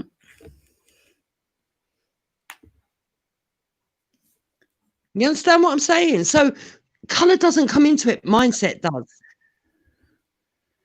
It's whether you want to be part of the bigger society or whether you want to stand on the extremes and cause divisions. And I'm sorry, those three women that you had on earlier this evening, all they are is divisionists. Yeah. Oh, I'll because agree with you, I love. can yeah, and say, I don't care who they pick as a partner. I don't care if it's a white man, Japanese man, Muslim man, black man, whoever they fucking pick. It's their personal choice. I don't care. I'm not interested. I'm not involved in their sex life. It's none of my fucking business. But don't try and involve yourself in my life. Tell me who to be with. Those people are mental. And unfortunately, we've got a lot of mental people in Speaker's Corner. I've come to realise that. Mental cases online. What you mean, like the little gathering of this little corner online, yeah? A lot of ignorant people as well. A lot of ignorant people. Yes, and unfortunately, you can't get to have a serious discussion with the ignorant people because you get too many racists and divisionists and separatists jumping in, trying to cause allegiances when you're trying to have a discussion and throwing in shit. You see, someone like Khan, it would be very productive for our society to find out what it is that holds him back from helping girls that are underage, why he has an attitude of white girls believing that white girls should be like that. And if that's what he really believes, making it quite clear to him that that is not part of our culture in Britain. Well, I'm afraid he just hates white women. He hates white women. Yeah. Exactly. But instead, in our culture, people are letting go what he says because it's not against black people. Yeah. Should be heading back to Tokyo, wherever it comes from. And that shouldn't be allowed. It shouldn't be allowed. Because if you're going to have one side, one community arguing that it's been so detrimental to them and give them so many hang-ups, why would they want that for the rest of the communities? Well, they wouldn't. If they were being honest, they wouldn't. And that tells you they're not being honest. Exactly. Bottom line is they should go to the Home Office, drop their passports, and say they want to go back to wherever they came from. If they are that fed up with the country, leave the country for those people. It's simple. I don't know why you keep laughing. Because you're like Wendy. Yeah, but it's true. It winds me up. Let them submit Yeah, the I'll tell Wendy what you think. No, I think she's listening to me. Let them submit their passport, Wendy. I'm saying, go to the Home Office, submit the passport. Say, okay, you know what? We don't like it here anymore. We want to submit the passport. Then give us then go wherever is suitable. For yeah, them. I completely agree, Hector. That's what they should do. I don't understand. That's definitely what they should do. No, I'm not going to be welcome. I'll say I'm not welcome. When I know I'm welcome, I'm more to the rest of my life. I'd rather leave. You see, the thing is, Wendy, they said on their on Nine Ether show 2 weeks ago, right? Mm. Oh, if Jupiter went to Nigeria, this, that, and the other. No, if I went to Nigeria, I would apply myself to the Nigerian laws Yes. and culture. Yeah. Of course, that goes without saying. That is what normal people do. If they don't want to reply to our culture, don't fucking come here. No. You want to hold your passport and eat the cake and put some in your pocket and some in the handbag and still be crying. But I think, you know, they love to complain and moan and feel oppressed while living in the comfort of the UK. You've got to remember they're living in the comfort of this country. They're not in the African bush, are they, Jupiter? Well, no. Well, this is the other thing, Wendy. Don't get me wrong, right? There are some. If you go to Africa, there are some beautiful built-up places. Yeah. There is a two-tier system, maybe even more than that, really. There's a very, very large amount of common people that are in abject poverty. I'm not laughing at them for it. Before Nine Ether says that when I'm talking about it, I'm taking pleasure out of it. No, I'm not. But there are people that are in abject poverty. And these people that are here, that are quibbling about, oh, because somebody didn't serve me first in a shop, and I think it might be racist, for example. Or yeah. Someone gave me a look, and I think it might be racist, for example. They ain't got a fucking clue what people are suffering in the third world. Exactly. They ain't got no clue. That was the point I was trying to get over on Veli's show, whenever it was that Nine Ether was on there, and I kept mentioning the African bush, you know, because she'd been laughing about it and she was trying to deny it when I knew she had, because the woman's totally ignorant of the plight of some people while she lives in the comfy UK, complaining that she's oppressed.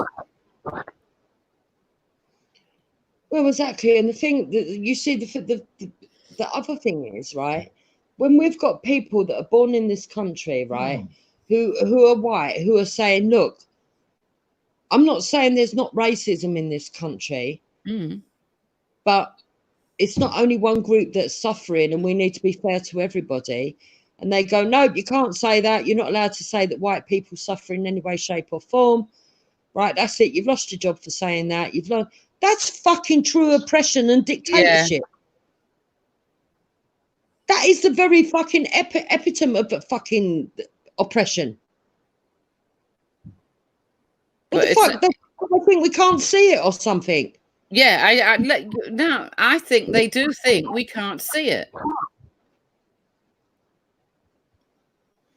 Well, they better fucking wake up pretty quick, because people like me can see it, and I ain't never going to stop talking until it's fair. On both sides. Well, I think a lot of people are starting to see it now. Like Jake up in Burnley, you know, the guy with the banner. But like he said, he had the media, press, camping out in his fucking back garden. Why? I mean, I thought that, you know, why? What is the story that interesting then? It's fucking ridiculous, because they want to use him as a political pawn to fucking whip up the government. That's what it's all about. That's what it's all about. I don't know if you saw it, but there was a woman called Karen in America, right, who was complaining about Karens, you know, the meme Karens. Oh, right. This black woman's name, no word of a lie, oh, the irony, was Karen, yeah? Right. But she was complaining about Karens, the meme Karens.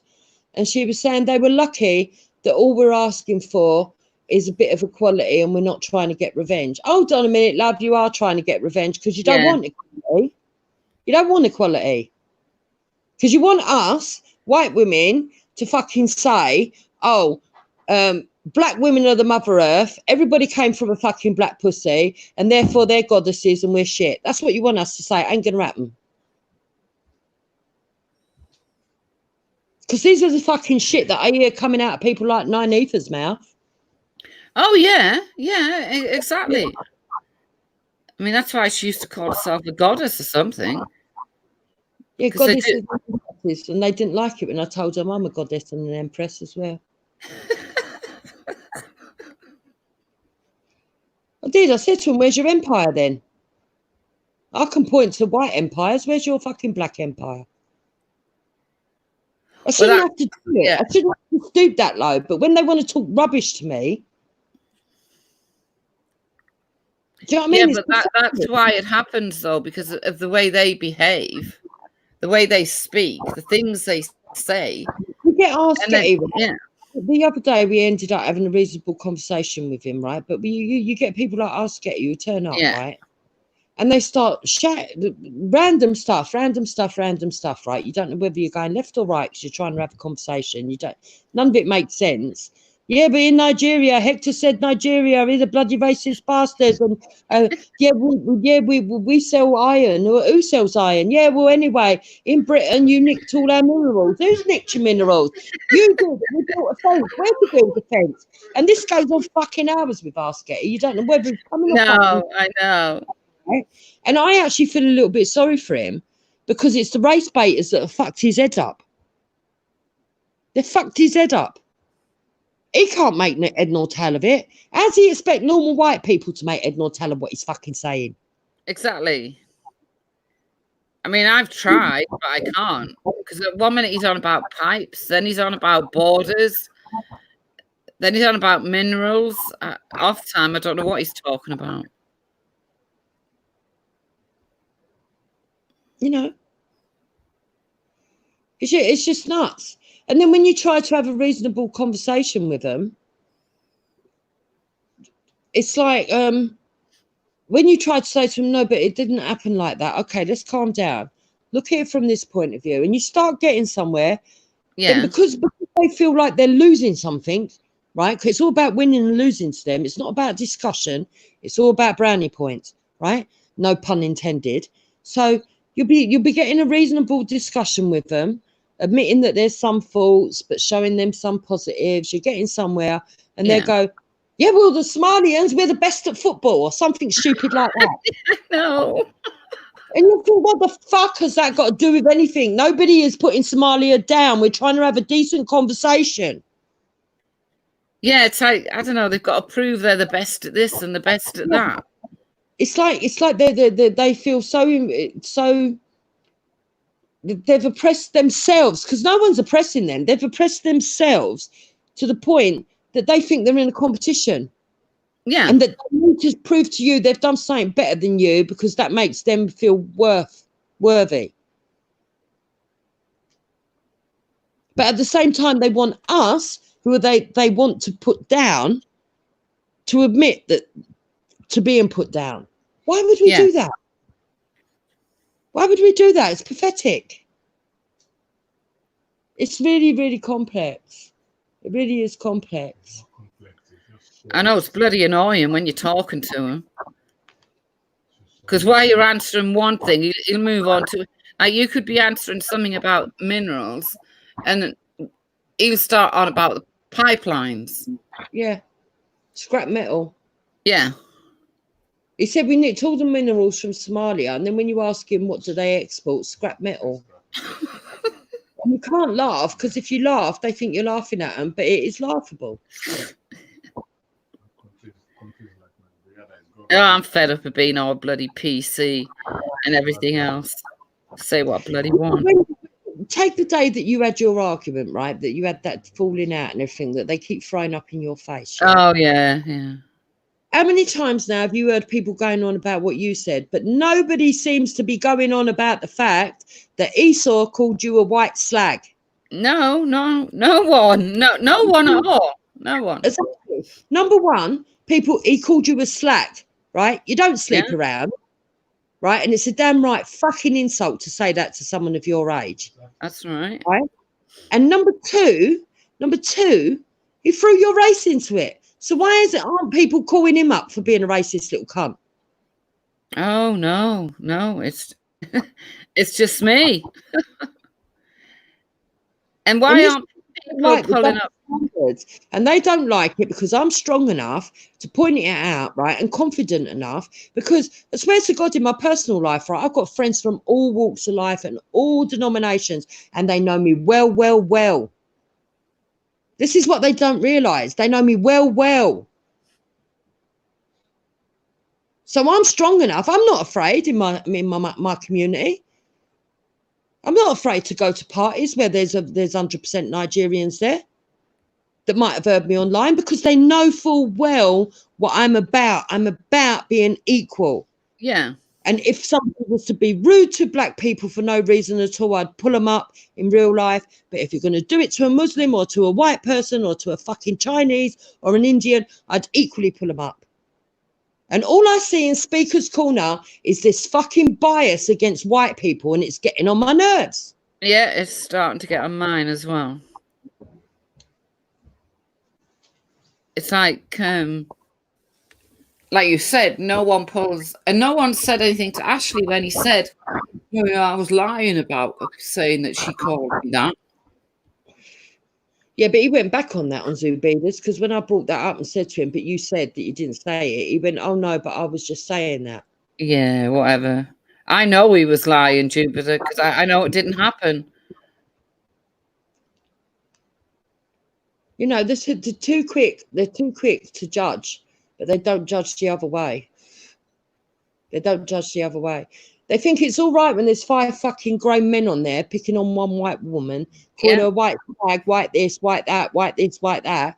And then you get the black women like Betty and Nynefa and Lady Divine go running to other men's husbands, not their own husbands, other men's husbands. "Oh, but you're black men, you're supposed to stick up for us." Well, yeah, true. And you look after the white women better. How do they? What, by abusing us? Are you taking the piss? I mean, how sad is that?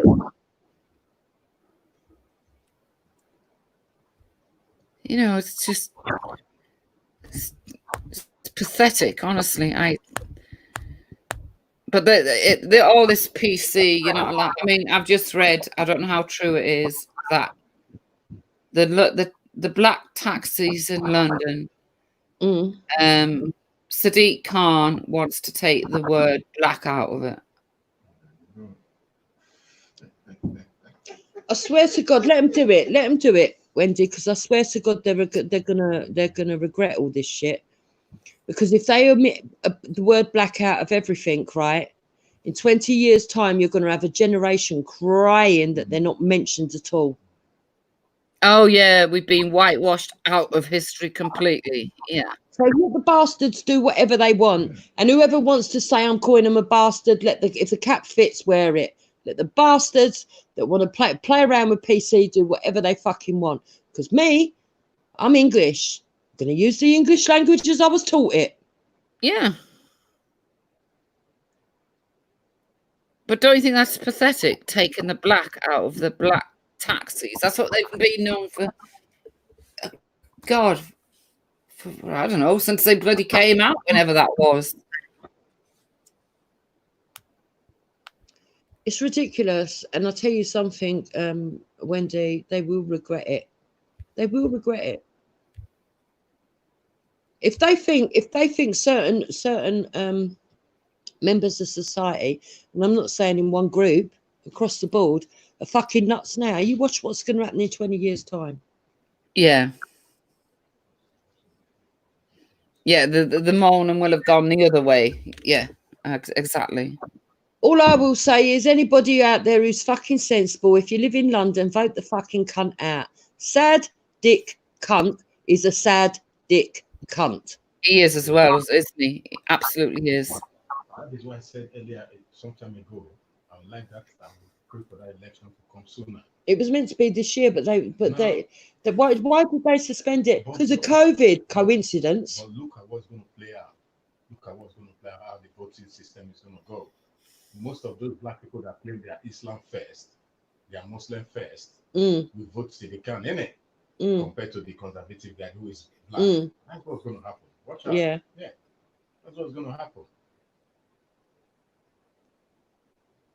They're going to put their religion first before any politics. They don't care. Yeah, I agree with that. Yeah, that's what's going to happen. Mark my words. Retards. But then you'd think that, you know. I mean, I'd like to know who's actually come out.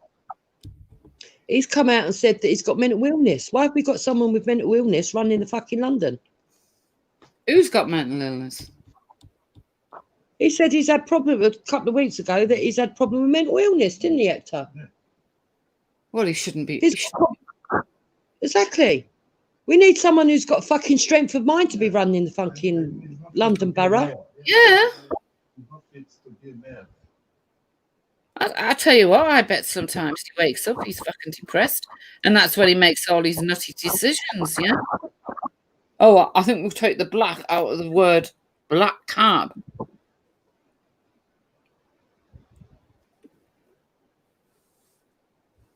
And that's why I don't want to focus on colour. I would rather focus on mindset and what we can do to improve the lot for everybody. And that's what I'm more for uniting than fucking dragging people apart. But unfortunately, every now and again, you have to, when they give you hate, you have to reject the hate back into their face so that they know That's what right. it feels like. You have to. Yeah, taste of their own medicine. People might think that I'm hard on the likes of Nynefa, right? And Lady Divine and Betty. But if you give them an inch, they're the kind that will take a fucking mile. Yeah? Well, and they can go and fucking stamp on other people's necks, but they ain't stamping on mine. Well, I don't see how you could have been hard when you haven't spoken about them for over, nearly 2 weeks. And today they felt the need to be yapping about you and your kids. Doesn't make sense to me. To them, I've just moved on and I've not took that. Like I keep telling people, they're like flies to me. I just swat them and move on. I'm not interested. I couldn't care less what they do. Yeah, Okay. right. I'm off to bed. Jupiter.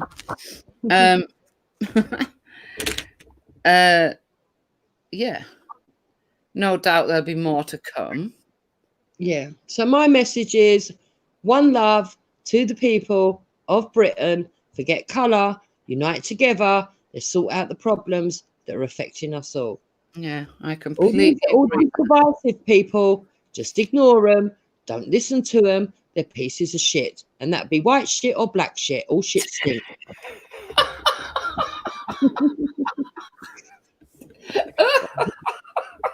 I'll see you later. Bye-bye. See you later, love. Bye-bye. Oh, she does make me laugh. Right, thanks, guys. Thanks for tuning in again. I will see you soon. Do enjoy your company and reading your comments. Thank you. Bye-bye.